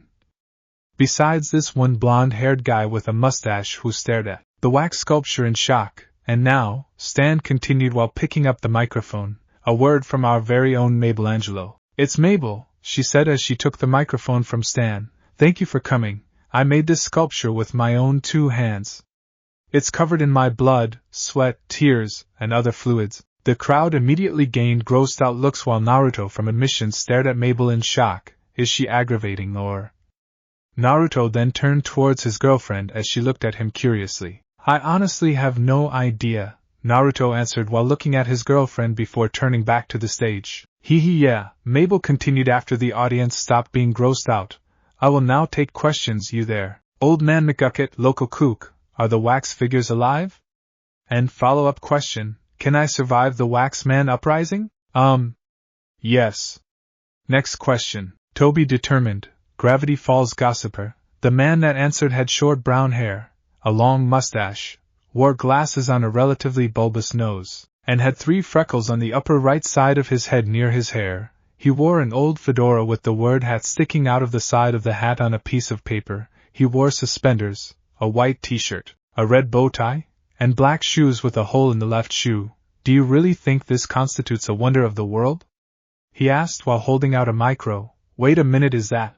Your microphone's a turkey baster, Toby. It certainly is, he said while looking at it curiously before Stan decided to move on with questioning. Next question, Stan then pointed to a tall woman in the back. Chandra Jimenez, a Rio reporter, said a woman had tan skin, high cheekbones, long brown hair, and a beauty mark on the left side of her face. She wore a light blue shirt, a slightly darker blue-gray vest, a black skirt that went down to her knees, and dark pink lipstick. She then brought up a flyer before continuing. Your flyers promise free pizza with admission to this event, is this true? Immediately after she said that, the crowd started getting rowdy as they demanded the pizza they were promised. At the admissions booth, Naruto and Wendy looked at each other in concern when they heard the reporter speak. While pizza wasn't their favorite food by any means, ramen for Naruto and tenderloin steak for Wendy, they both agreed it was one of the best foods out there, and making a false promise about it was bound to start a riot. Stan looked at the crowd with slight nervousness in his eyes. However, being an expert conman, he knew exactly what to that was a typo. That's his excuse. Seriously. Good night, everyone. Stan then throws down a smoke bomb right before the crowd erupted. He then quickly ran over to the admissions stand and grabbed the admissions box before scurrying off to God knows where. A very large fat guy wearing a pizza shirt sighed sadly before getting up to go back home as the rest of the mob continued to rage. A woman broke some chairs while the large red-haired man had run up to one of the posts near the entrance to the parking lot before shouting, "In your face," and then punched the post, causing it to break almost in half despite remaining upright before the rest of the townsfolk left the area of the shack. Both Naruto and Wendy had tense expressions on their faces as the crowd dispersed. "I think that went well," Mabel said as she walked over to the admissions booth while her brother walked over with her, as he wore a concerned expression on his face before looking over at the couple to ask them something. "Does this happen, Dash?" "Yes/yes. That night, living room. Hot pumpkin pie," Stan called out as he flicked through a stack of bills. Naruto and the twins were with him along with the wax statue of himself which Mabel was currently cleaning. "Look at all this cash and I owe it all to one person." Mabel then turned around to look at her grunkle as she prepared for this guy. Mabel, not at all bothered by this, simply punched him lightly in the gut, causing a brief oath to sound out from him before he started rubbing her head. "Yeah, you too, you little gremlin. Now, you kids wash up. We got another long day of fleecing rubes tomorrow. Go! Go!" As the twins walked out of the room, Naruto was the only one that stayed in the room. Ever since he entered the room, he was looking at Stan with concern present on his face. "Hey Stan?" Naruto caused his boss to look at him. "Should we be worried about the townsfolk coming back?" Having lived in the town for 3 years now, he knows how drastic the town can get when they fully agree on something. "Oh please! You worry too much, kid," Stan said as he walked over to the wax sculpture that was leaning back in the easy chair. "I've been conning this town for years now and they never did anything major to me before." He then started leaning against the armrest. "So quit being paranoid and go wash up." Naruto stared at him briefly before walking out of the room, making a mental note to keep an eye out for anything suspicious. Stan watched as he walked out and waited for a moment before muttering, Kids." Later, "Well, Detective, it seems you've really cracked the case." A little after the kids left, Stan had put Detective on and started watching it with his new best friend. "Yeah, I don't think I need to tell you who that is. Don't patronize me." Subtitles then appeared across the screen as the duck quacked back at the petty officer. "Ha ha, stupid duck," Stan said as he pointed at the TV while sitting in his easy chair. "Well, I'm gonna use the John." He then stood up and started walking out of the room before glance at his wax replica. "You need anything?" The wax figure remained silent, obviously, causing Stan to laugh briefly. "I love this guy. Don't you go nowhere." Rooftop. Naruto was currently on the roof keeping an eye out for anything odd. Can anything be considered odd in Gravity Falls? Honestly, rascal, anything odd there might as well be considered normal by the residents. He did this most nights, honestly, sitting on the rooftop waiting for the next weird thing to pop its head out, or something getting ready to attack them. Even then, most of the damage to this town was caused by the townsfolk, either from their own stupidity, or a demon that one of them summoned. Come to think of it, should I put them in the same category? "Dipper, you want to do a toothbrush race?" He paused in his thinking when he heard Mabel speak before he looked over at the open bathroom window. "Okay," her brother answered, causing Naruto to shake his head briefly. While he wasn't entirely happy that the twins found out the town's secret, it was always nice to have more people to talk about it. The group that knew the secret were small, with one of them being McGucket, leaving only his girlfriend Wendy and... No! His current train of thought was stopped by Stan's panic yelling. He hasn't seen anyone approach the shack yet, so this left two possibilities. One, Stan was panicking over something stupid like his money or something playing on the TV, or the more worrying possibility, something supernatural had snuck into the shack. Those were the thoughts running through his head before he dispelled them. Living room. "Stan! What's the emergency?" Naruto shouted as he and the twins rushed down the stairs to the living room. When they got to the living room entrance, they saw Stan staring at the living room floor, having broken out into a cold sweat before they even arrived. "Wax Stan," he said before looking over at the other residents. "He's been murdered." The kids then looked down to where he was gesturing before they all wore varying looks of shock as they saw the headless body of Wax Stan laying on the ground as a grandfather clock chimed in the background. Mabel then fainted in shock, though thankfully her brother was there to catch her. Naruto looked at the wax figure with worry before he muttered, "That's actually a good reason to shout like that." Later, Despite Naruto pointing out it as pretty much pointless to call the police, Stan had given in to Dipper's suggestion immediately, which Naruto considered to be the weirdest thing to happen today, and to make matters worse for him they sent over Dumb and Dumber to run the case. Yes, tonight is going extremely well. I get up to use the John, right? Stan said as he spoke to the two officers while the rest of the group had varying looks of concern on their faces. Except for Naruto, who just looked at the officers in annoyance. And when I come back, blammo! He's headless! The two officers were as different as you could get. The first one was a 50-ish short, fat black man who had graying hair and a big blurry mustache. The second one was a tall, thin white man who had orange hair that was in a buzz cut. Both wore officer uniforms, but the color was more in line with what you find on a park ranger than a police officer. My expert handcrafting, besmirched, Mabel said as she kneeled in front of her currently beheaded sculpture. Besmirched? Who would do something like this? Dipper asked while going over to comfort his sister. I can think of a few people, Naruto muttered, still glaring at the police officers. What's your opinion, Sheriff Blobs? The thin officer asked his fat partner. Look, we'd love to help you folks, the fat officer began, causing Naruto to raise his eyebrow at him. But let's face the facts, this case is unsolvable. Blubs finished before taking a sip of his coffee. What? The Pines asked while Naruto stared at the officer with an unsurprised look on his face. You take that back, Sheriff Blubs! Stan shouted while pointing his finger at said officer. You're kidding, right? Dipper asked, looking at the officers in shock. There must be evidence, motive, you know. I could, if you want. This caused Naruto to look over at him, and was about to say something before Mabel spoke up. He's really good. He figured out who was eating our tin cans. All signs pointed to the goat. Yeah, let the boy help. Stan pitched in, desperate to find the person who defiled his latest attraction.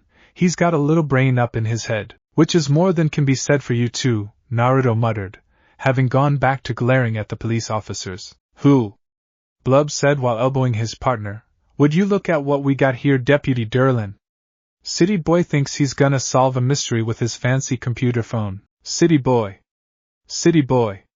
Durlin shouted while cupping his hands in front of his mouth. Doubt you two can solve this even if you had evidence, Naruto muttered again while glancing off to the side. You are adorable, Blub said to Dipper, clearly not hearing what Naruto said. Adorable?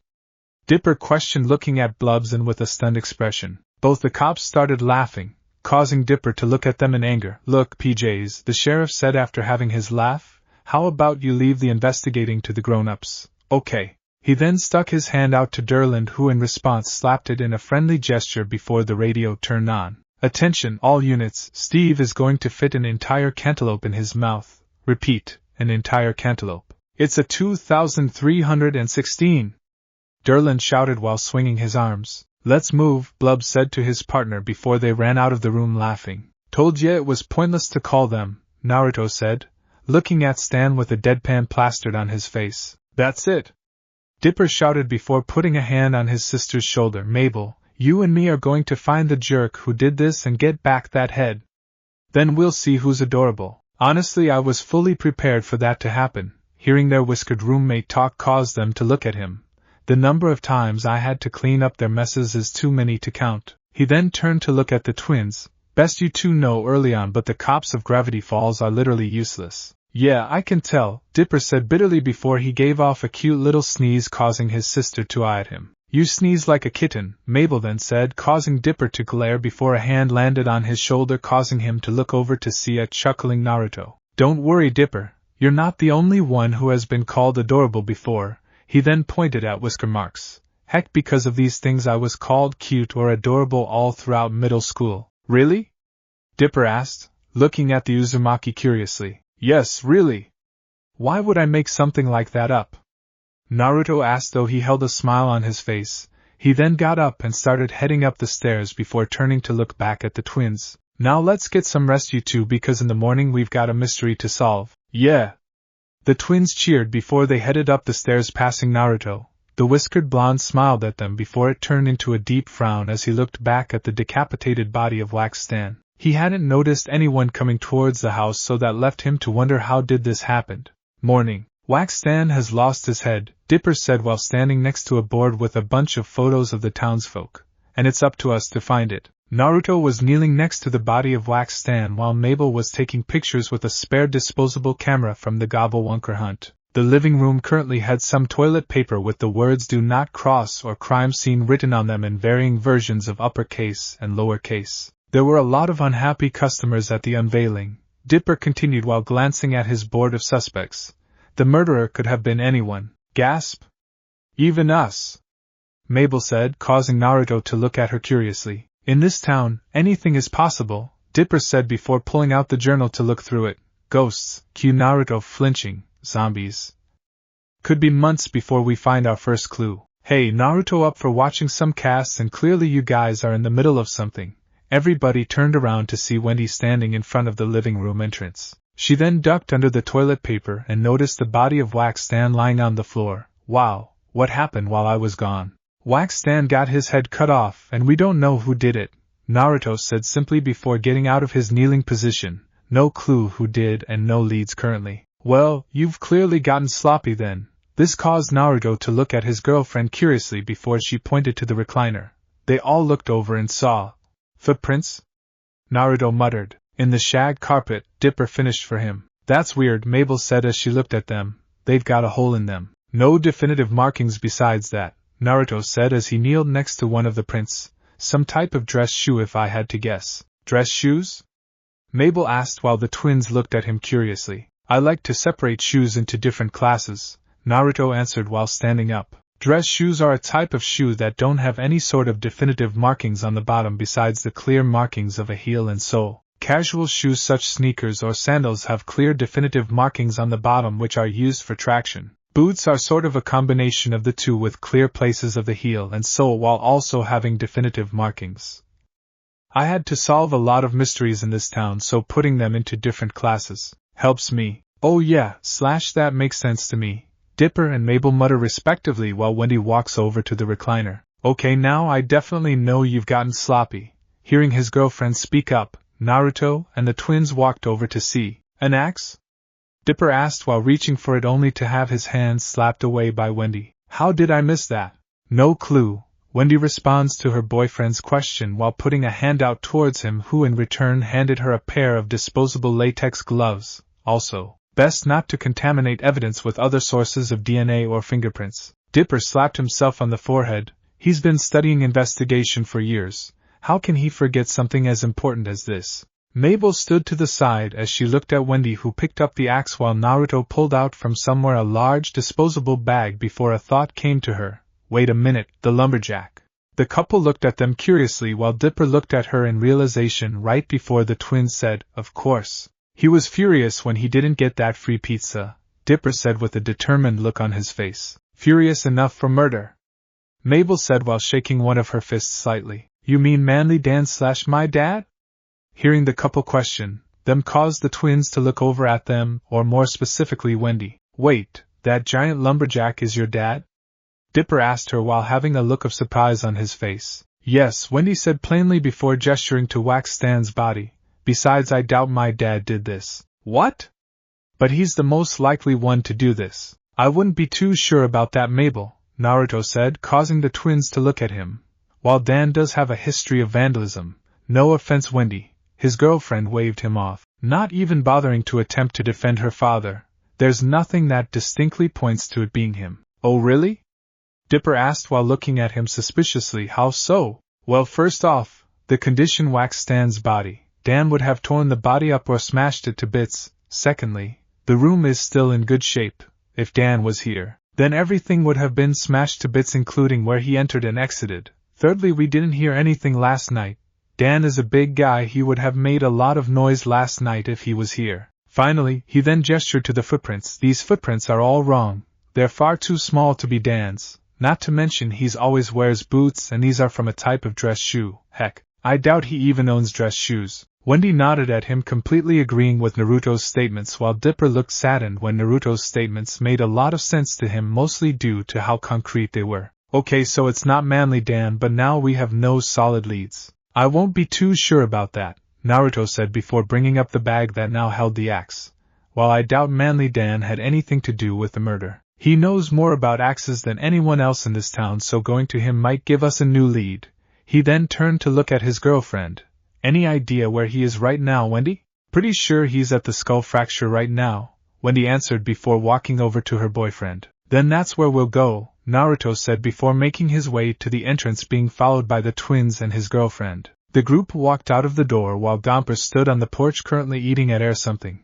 Once they step off the porch, Naruto quickly notices Stan trying to drag a coffin out the back of his car. Stan, what are you doing with that coffin? Kid's perfect timing. Listen, can you help me with this coffin? Stan asked while holding the front end of said object. I'm doing a memorial service for Wax Stan, something small, but classy. He continued dragging the coffin a bit more, before dropping it on the ground to catch his breath quickly. Well, that's nice of you, Naruto said politely while looking at Stan with some mild concern. But me, Wendy and the twins are going into town on a potential lead on who vandalized Wax Stan. Murdered.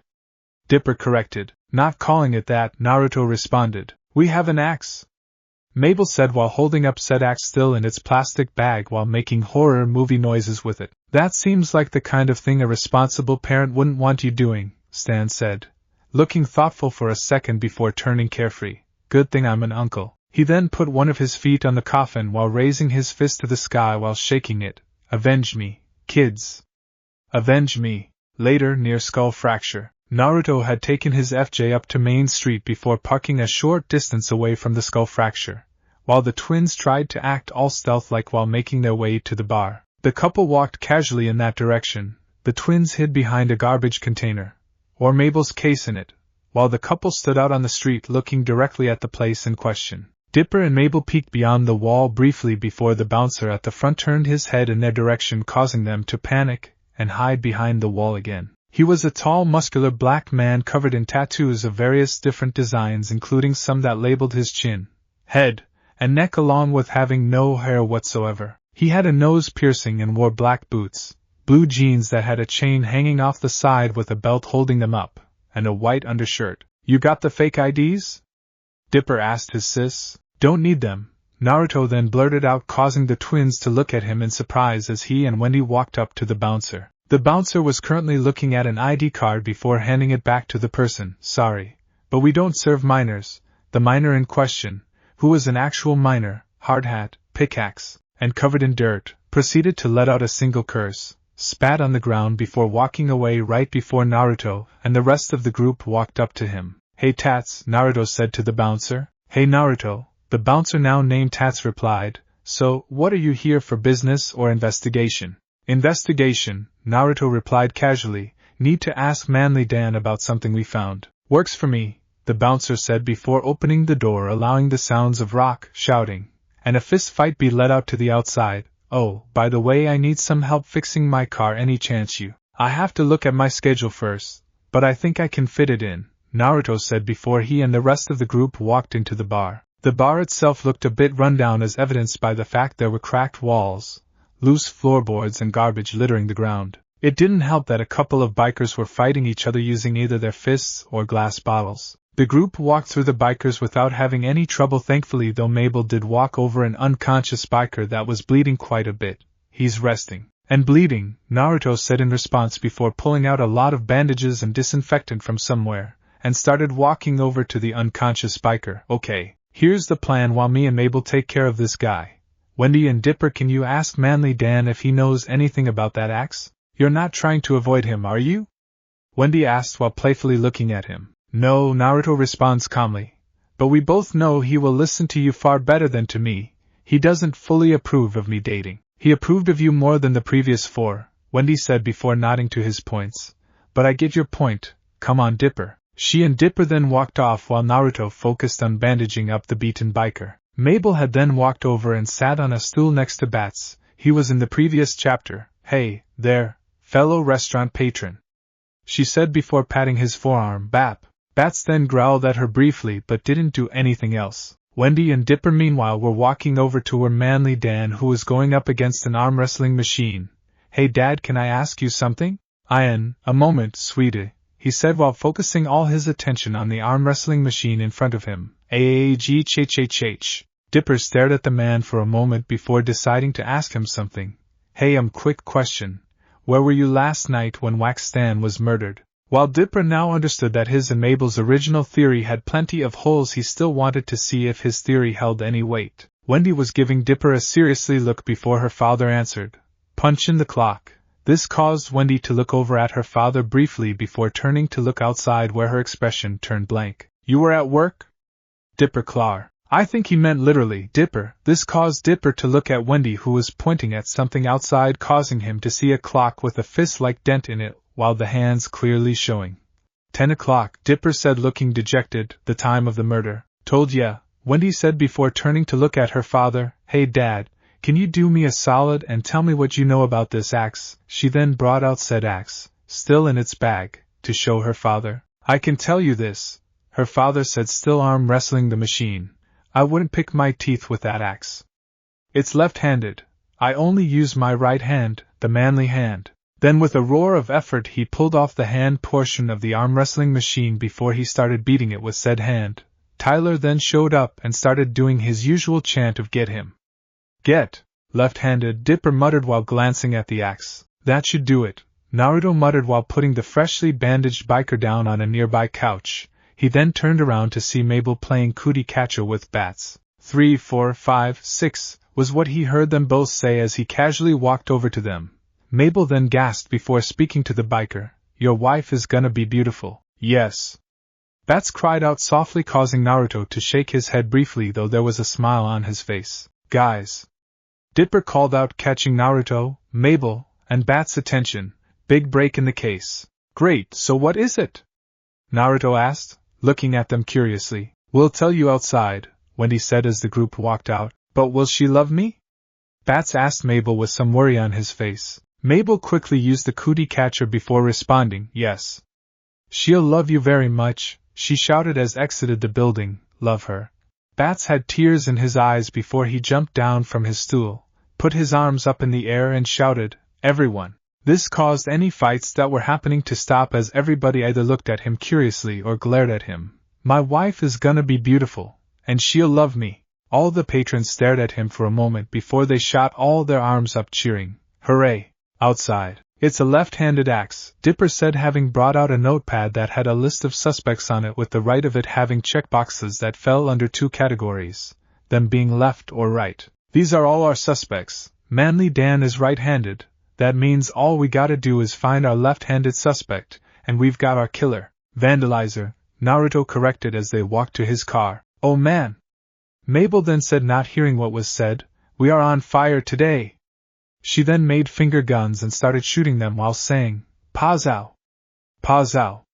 Pazow! Let's find that murderer," Dipper then said before he and Mabel fist bumped. As they jumped into the car, Wendy turned to look at her boyfriend, who she noticed was deep in thought at the moment. "Hey tough guy," she said, gaining his attention, "what ya thinking about?" "Thinking about that axe we found," Naruto said as he opened the driver's side door. "I can't help but feel that I've seen it somewhere before." "I'm sure you'll figure it out," Wendy said as she got into the passenger side seat. "Now start her up, we've got a vandal to find." "Murderer," Dipper corrected as Naruto started up the car. Cue montage. First on their list was old man McGucket, who was currently living in the junkyard.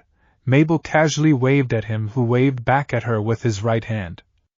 That also had a baby alligator on it. They then go to the house of the fat guy wearing the free pizza shirt. Dipper, who is currently wearing his hat backwards, puts on a fake mustache before knocking on the door. The free pizza guy opens the door, where Dipper hands him a clipboard to sign for the fake package at his feet. The pizza guy signs for it with his right hand before handing it back to Dipper. The free pizza guy has an excited look on his face before it turns into a depressed frown as Dipper takes the package with him. Wendy proceeds to whistle at the angry lady from across the road, catching her attention. The angry lady looks at her as Wendy throws a baseball at her, which she catches with her right hand, right before crushing it. This process goes on for a bit until montage end. Dipper had just broken the lead of his pencil, crossing the last name on the list. He let out a frustrated sigh before flipping the page to reveal the last name on the list, causing him to gasp slightly. "Guys," he said excitedly before showing them the list, "there's only one person left on this list." "Of course," Mabel said while the couple looked at the list. "It all adds up." Naruto, on the other hand, had a frown on his face as he looked at the final name on the list.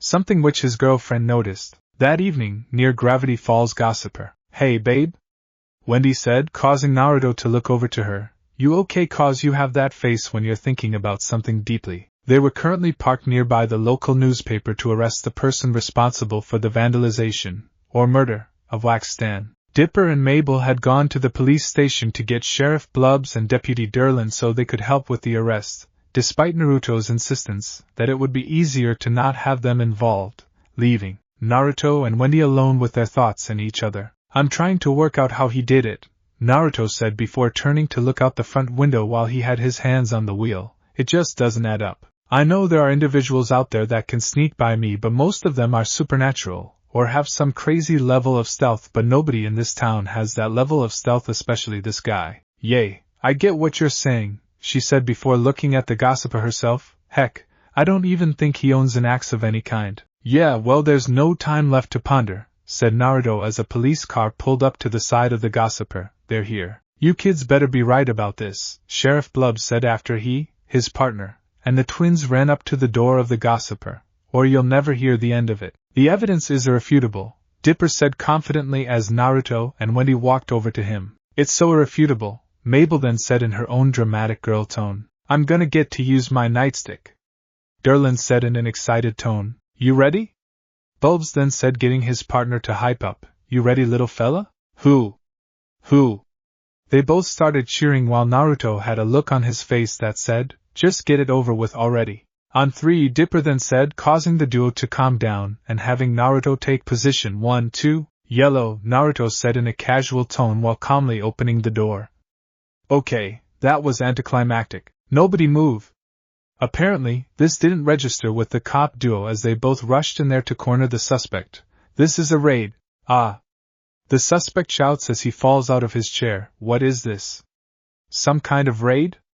No, Toby, it's a surprise birthday party. Durland, wanting to use his nightstick, proceeds to hit a nearby lantern, causing it to fall, though thankfully not break as Naruto caught in the nick of time. Toby determined, Dipper said as he walked up to the reporter. You're under arrest for the murder of the wax body of Grunkle Stan.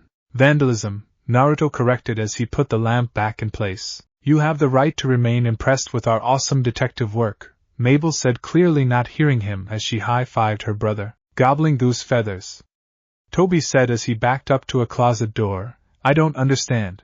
Then allow me to explain, Dipper said with a focused look on his face. Dipper's theorem. You were hoping that Grunkle Stan's new attraction would be the story that saved your failing newspaper, he said while a brief flashback of Grunkle Stan up on stage and Toby from earlier today. But when the show was a flop, the scene then changed to show the crowd leaving while Toby reached out to them. You decided to go out and make your own headline. It then showed Toby with an axe behind Wax Stan before proceeding to cut off its head right as a camera seemed to flash. Dipper's theorem end. We then returned to reality to see Mabel holding up a newspaper with a photo of Wax Stan's decapitated head on the floor.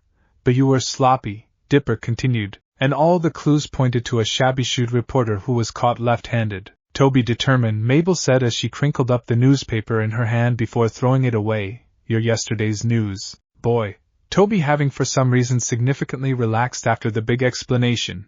Your little knees must be sore from jumping to conclusions, Toby said before doing a little dance while saying ha-cha-cha. Before continuing, I had nothing to do with that murder. I knew it, Dipper said excitedly. Wait, what did you say?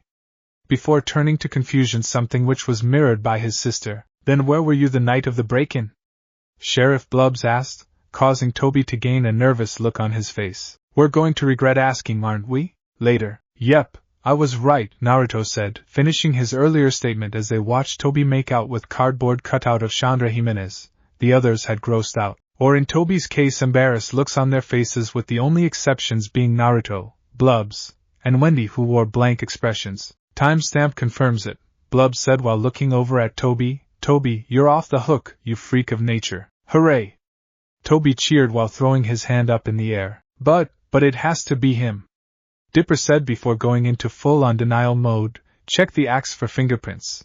Wendy had already brought the axe out of the plastic bag earlier, though not before putting on latex gloves again, and handed it to the cops. They didn't bother taking it out of her hands as they simply powdered it and shined a black light on it, revealing no prints at all, Blubbs said while looking in Dipper's direction. No prints? Dipper said, looking baffled while Naruto looked at the axe with renewed interest. Hey, I got a headline for you. City kids waste everyone's time, Derlin says to Toby before his partner, and Toby all start laughing at the twins, causing them to look embarrassed. Boy, I'd be pretty embarrassed if I was you too, Toby then said, all the while the recording of Making Out with Cardboard Chandra continued to play on the TIS. He taking his pants off? Later, Mystery Shack parlor. Despite the twins' low spirits, they ultimately returned to the Mystery Shack to attend the funeral of Wax Stan. A bunch of chairs had been set which were almost entirely occupied by wax figures, leaving the only chair left right at the front. The twins sat in between Seuss and Wendy, while Naruto sat to the left of Wendy on the ground Seiza style while looking deep in thought. Kids, Seuss, lifeless wax figures, Stan said while gesturing to each group. Thank you all for coming. Seuss blows into a tissue while Naruto is focusing his attention up front. Some people might say it's wrong for a man to love a wax replica of himself. They're wrong! Seuss cried out while standing and pointing at Stan. Easy, Seuss, Stan said, calming down his employee before turning towards his headless wax replica that was lying in a coffin. Wax Stan, I hope you're picking pockets in wax heaven. Stan started tearing, and he said this before running out of the room. I'm sorry, I got glitter in my eye. Seuss also started crying before running off to follow Stan, leaving the twins and the couple alone in the room with a bunch of wax figures. Dipper then let out a heavy sigh as he slumped deep into his chair. Those cops were right about me, he said in a depressed tone. Dipper, Mabel said while looking at her brother, we've come so far, we can't give up now. Yeah, Wendy said while looking over Mabel to Dipper. Besides, those two cops haven't solved the case in years or even helped stop any type of crime for that matter. She's right, Naruto said, having gotten up from his Seiza position. Me and Wendy are basically the ones that solve or stop any crime that goes on around here. Besides, we now know something definitive about our perp. And what's that? Dipper asked in a disinterested tone. They didn't have any fingerprints, Naruto stated, causing Dipper to perk up. That eliminates every civilian, leaving only. Naruto paused to let Dipper figure out the next part himself. The supernatural, Dipper said, having taken a second to figure it out. Exactly, Naruto said before walking up to him with a proud smile on his face. It also takes out most organic species as well, leaving only things such as cursed objects or gulp spirits. What's a cursed object? Mabel asked while looking at Naruto curiously. Well, just about anything, none living really. It was Wendy who answered this time, having gotten up and out of her chair. The most famous examples are gargoyles.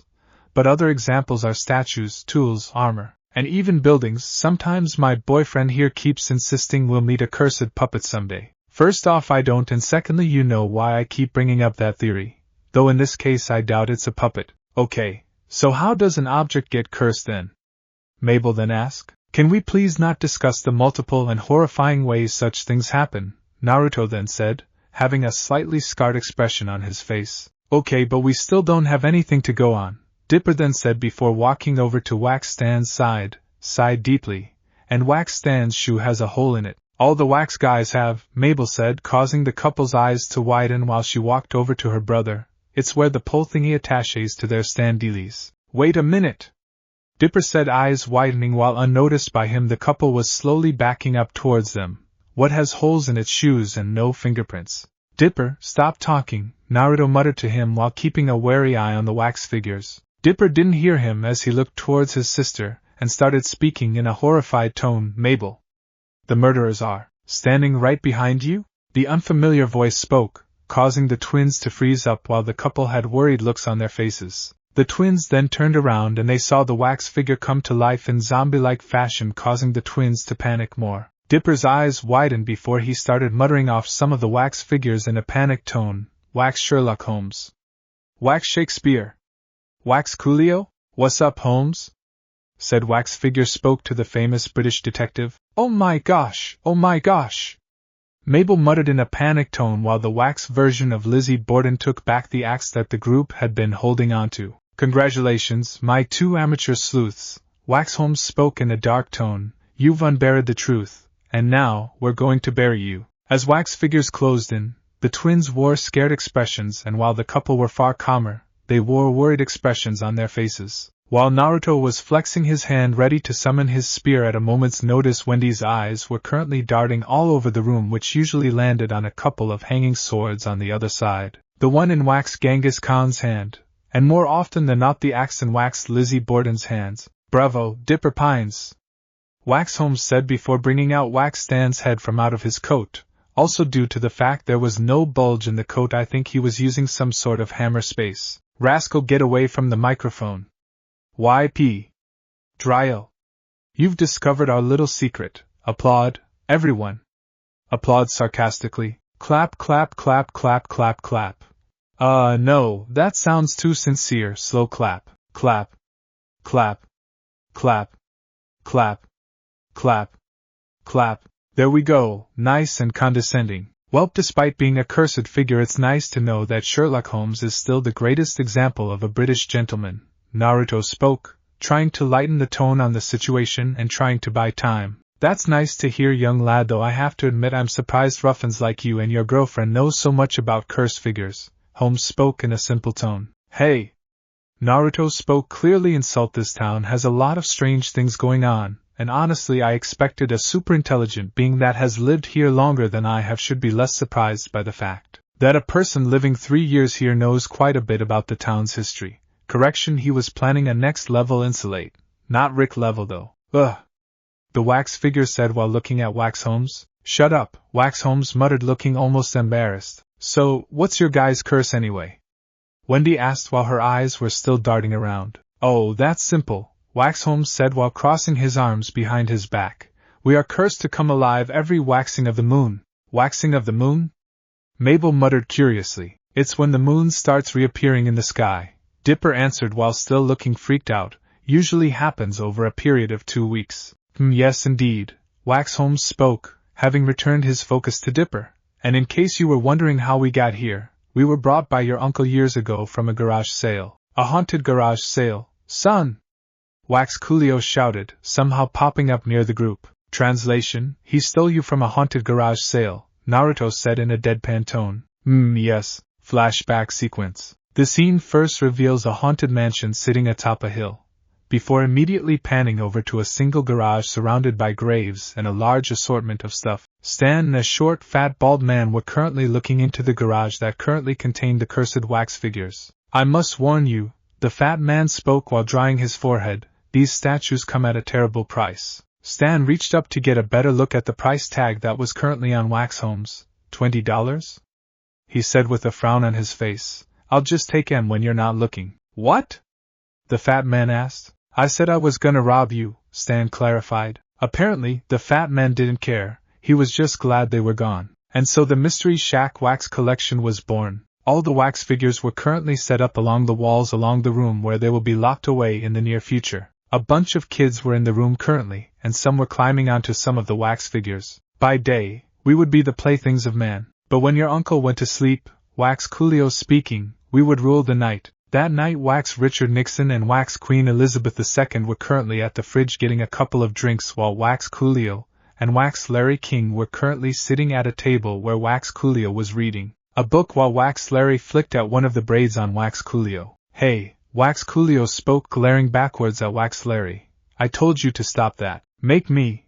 Wax Larry spoke mischievously. In Stan's room, Wax Allen Poe and Wax Holmes were currently laughing at snoring Stan's nose before Wax Allen accidentally took a picture with the camera he was holding, causing Stan to wake up. Thankfully they were able to get into a posing position, and Stan, being too tired to think straight, immediately went back to sleep. It was a charmed life for us cursed beings, Holmes said, returning to speaking. The scene then showed Stan holding the admission box upside down, though all that came out was dust, frustrating him. That is until your uncle closed up shop. We then changed to the scene where Stan closed the room to his wax museum for the last time. Time seemed to fly by as wall paneling and wallpaper started to come up and covered up the door before age started to come by causing pieces of the wallpaper to slide off, revealing where the doorknob once laid. Seuss was then shown currently sweeping the hall before he noticed the doorknob on the floor.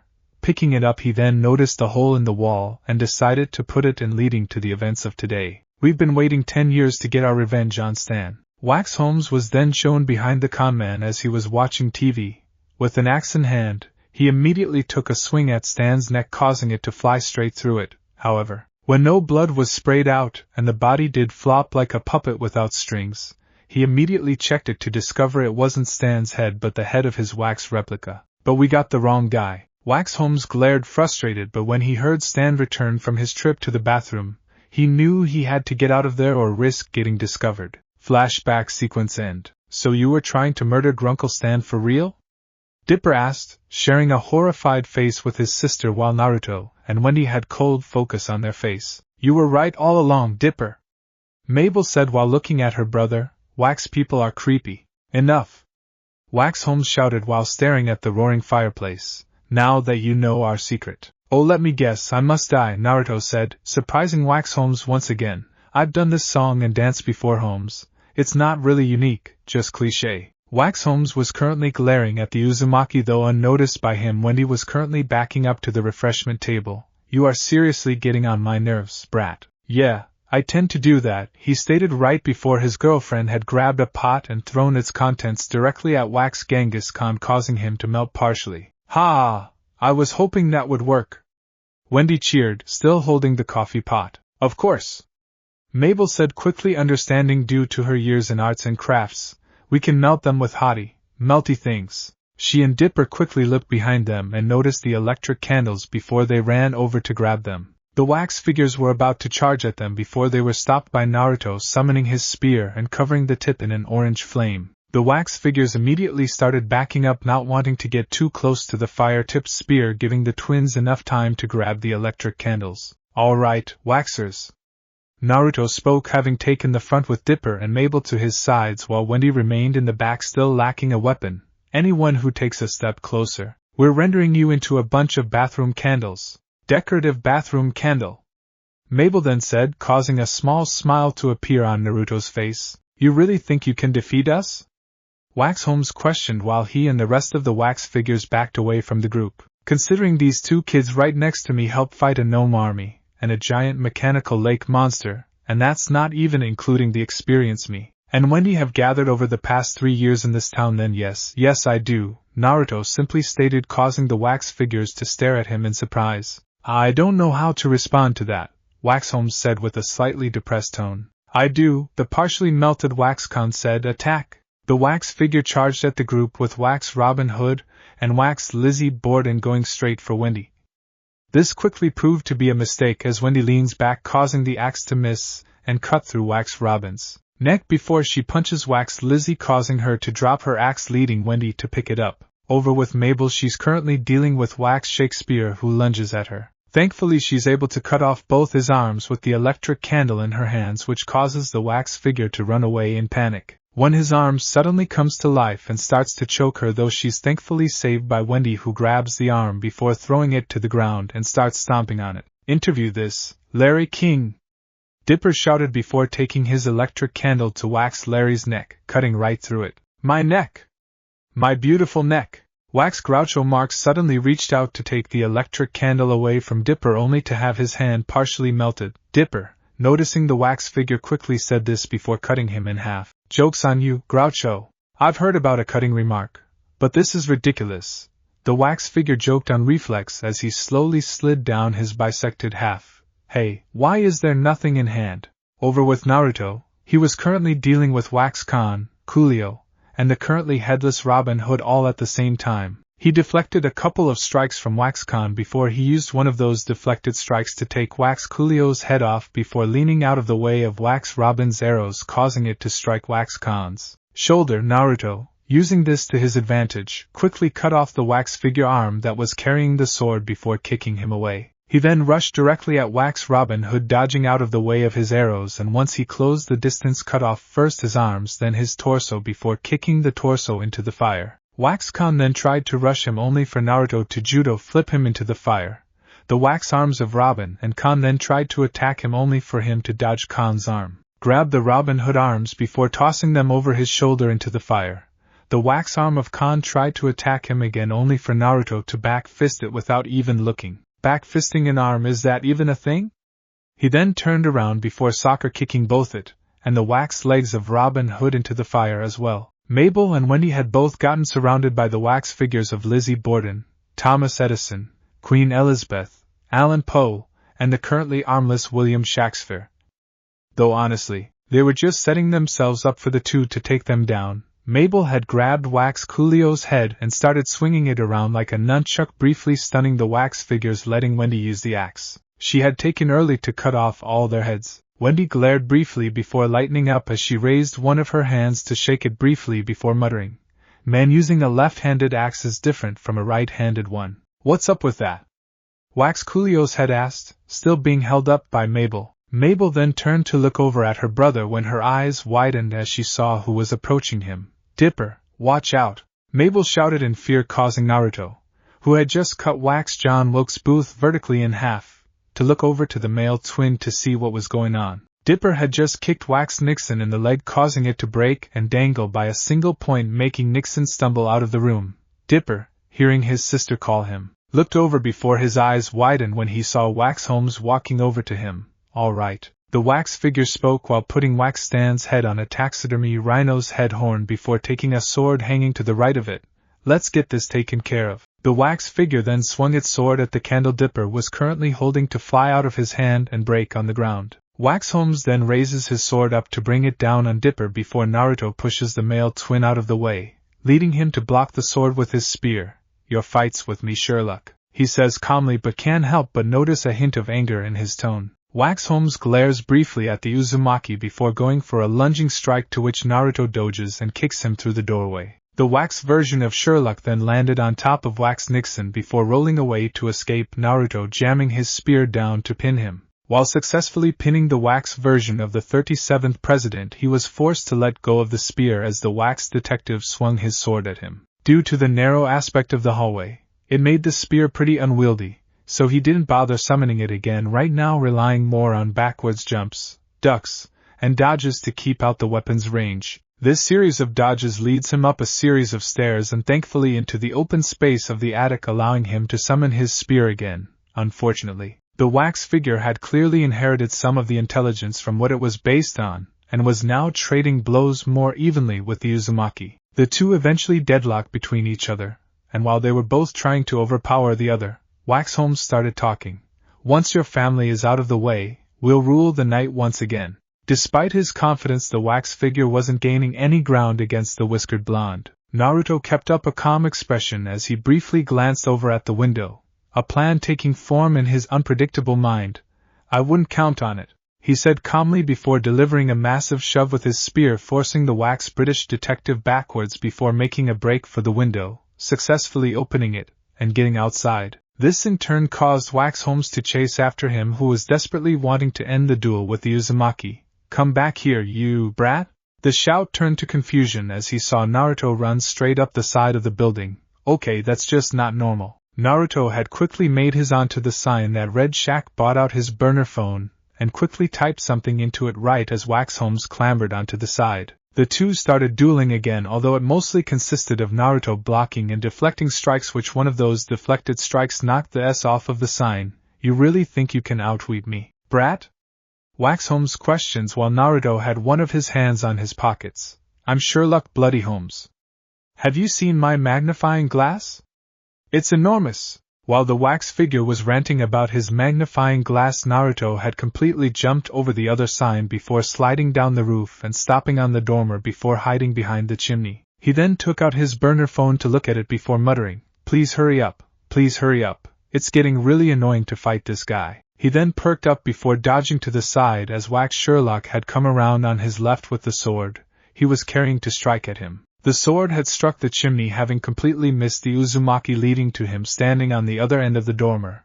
"I may not have known you for very long," Wax Holmes spoke, glaring at the whiskered blonde, "but I'm pretty sure you are the most annoying person I am ever going to meet." "Yeah, I get that a lot," Naruto shot back before his eyes widened, having noticed something behind Wax Holmes, causing a grin to sprout on his face. "Also, here's a question for you. What do you and vampires have in common?" "What?"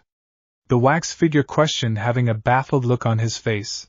"We don't have anything in HUH. The wax detective then gasped when he noticed light shining on one of the upper portions of the sign, causing him to drop his sword in shock, turn around and see one of his greatest fears along with the answer to Naruto's question, the sun. "No, not exactly what I was planning, but I will work with what I got," Naruto said before a chime echoed out from his phone. "Outsmarted by an orange-wearing thug. You don't even have the intelligence of your roommate Dipper," Wax Holmes said, going into full-on denial mode. Yeah, well, Naruto said, causing the wax figure to turn around to see the Uzumaki closing his burner phone. I used to be known as the #1 unpredictable knucklehead ninja. He then summoned his spear again before throwing it full force, causing the wax figure to be sent flying off the roof, not before dropping 2 items in the process. No! The wax Briton shouted before Naruto tapped his spear against the roof, causing his spear to explode in a ball of fire, completely melting the wax figure. Welp, at least that's over, Naruto said before bending down to pick up Wax Holmes' sword, pipe, and magnifying glass. Parlor, though our group be left in twain, Wax Shaxfur spoke, nothing more than ahead now, as the twins and Wendy were throwing the remains of wax figures into the fireplace. Man of Wax shall rise again. You know any limericks? Mabel asked while holding up his head. The wax figure stuttered and was quickly trying to come up with something to keep living. There once was a dude from Kentucky. Nope, Wendy stated quickly, grabbing the wax head and throwing it into the fireplace. Welp, I see you guys have cleaned up down here. Turning around, they all saw Naruto entering the room, sword in hand. Naruto, you're okay? Mabel shouted. Of course, he's okay, Wendy said as Naruto put the sword back in place before going over to the taxidermy rhino head. He's dealt with far worse before. Like what? Dipper asked, looking curious. I'll tell you some other time, Naruto said while grabbing Wax Stan's head. Also, Dipper, I got you something. He then pulled the magnifying glass and handed it to Dipper. Is that? Dipper asked while taking the magnifying glass. Wax Sherlock's magnifying glass? Yep, Naruto said cheerfully. Figured you'd get more use out of it than he would, especially now that he's a pile of melted wax. Dipper stared at the magnifying glass for a moment before smiling and looking up at Naruto. Thanks. No problem, Dipper, Naruto sighed. Hot Belgian waffles. Everybody turned around to see Grunkle Stan staring at the wrecked and wax-covered parlor where the various items of the wax figures. Lizzie Borden's axe, Thomas Edison's light bulb, Genghis Khan's sword, Allan Poe's pen, Robin Hood's bow, William Shakespeare's skull and feather, and the microphones of Coolio and Larry King, were laying across the floor. What happened to my parlor? The group were looking kinda sheepish, especially when a drape's hanger fell to the floor, while Naruto hid the head of Wax Stan behind him. Your wax figures turned out to be evil, Mabel said, trying to explain the situation. So we fought them to the death. I beheaded Queen Elizabeth, Wendy said calmly. I decapitated Larry King, Dipper said calmly. And I dueled Sherlock Holmes up on the roof, Naruto said calmly. Wait a minute. I've just been repeating myself. Whoa. Haha, Stan laughed while having a strained worry look on his face. You kids and your imaginations. Well, I do have some good news, Naruto said, noticing the frustrated look on his employer's face. We found your lost head. He then tossed the wax head over to Stan, whose face broke out in joy. My head. Ha! I missed this guy. You done good, kids, Stan said before walking over to them. Line up for some affectionate noogie ing. The twins had some worried expression on their face while the couple quickly backed away from them. I'm not so sure about that, Dipper said while Mabel started making panicked noises. Is there any other alternative? Ha! Noogie, Stan then said, which then caused smiles to break out on the twins' face while the couple had small happy smiles on theirs. The smiles then stopped when they heard police sirens going off, causing them to look out the broken window to see Blubs and Derlin pulling up in their police cruiser. Solved the case yet, boy? Blubs asked confidently. I'm so confident you're gonna say no, that I'm gonna take a long, slow sip from my cup of coffee. While Blubs was taking a sip of his coffee, Naruto, being the prankster he was, had gotten a camera the second he saw them pull up and pointed at the cops, and the reaction he was hoping for happened when Dipper said this. Actually, the answer is yeah. He then showed them Wax Stan's head. This immediately caused a reaction from Blubs, who started sputtering before doing a spit take right into his partner's face, who in turn screamed in pain before doing a spit take right back at Blubs, who shouted, "Ow!" before doing it again to his partner's face, who screamed in pain again before doing it a final time to Blubs, who shouted, "It burns! It burns! My eyes!" Derlin shouted before saying, "Drive! Drive!" They immediately took off while the entire family, and yes, I'm including Wendy and Naruto, started letting out hysterical laughter at the two bumbling cops. They got scalded, Stan said before a car crash was heard in the distance. So Mabel, Dipper said, causing his sister to look over at him. Did we get rid of all the wax figures? I am 99% sure that we did, Mabel said confidently. Good enough for me, Dipper said while the couple nodded their heads to that. But in a nearby vent under the table there were screws laying across the ground, and inside the vent was the wax head of Larry King, who started laughing menacingly. Ha ha ha ha. He was then interrupted by a rat squeaking right next to him. Huh? Huh! So you're a rat, tell me about that, he said while glaring at the rat. Right before the rat tore his right ear off and scampered off. Hey! Get back here! Wax Larry shouted before giving chase to the rat. I'm hopping after a rat that stole my ear. Yeah, I don't think he's going to be too much trouble.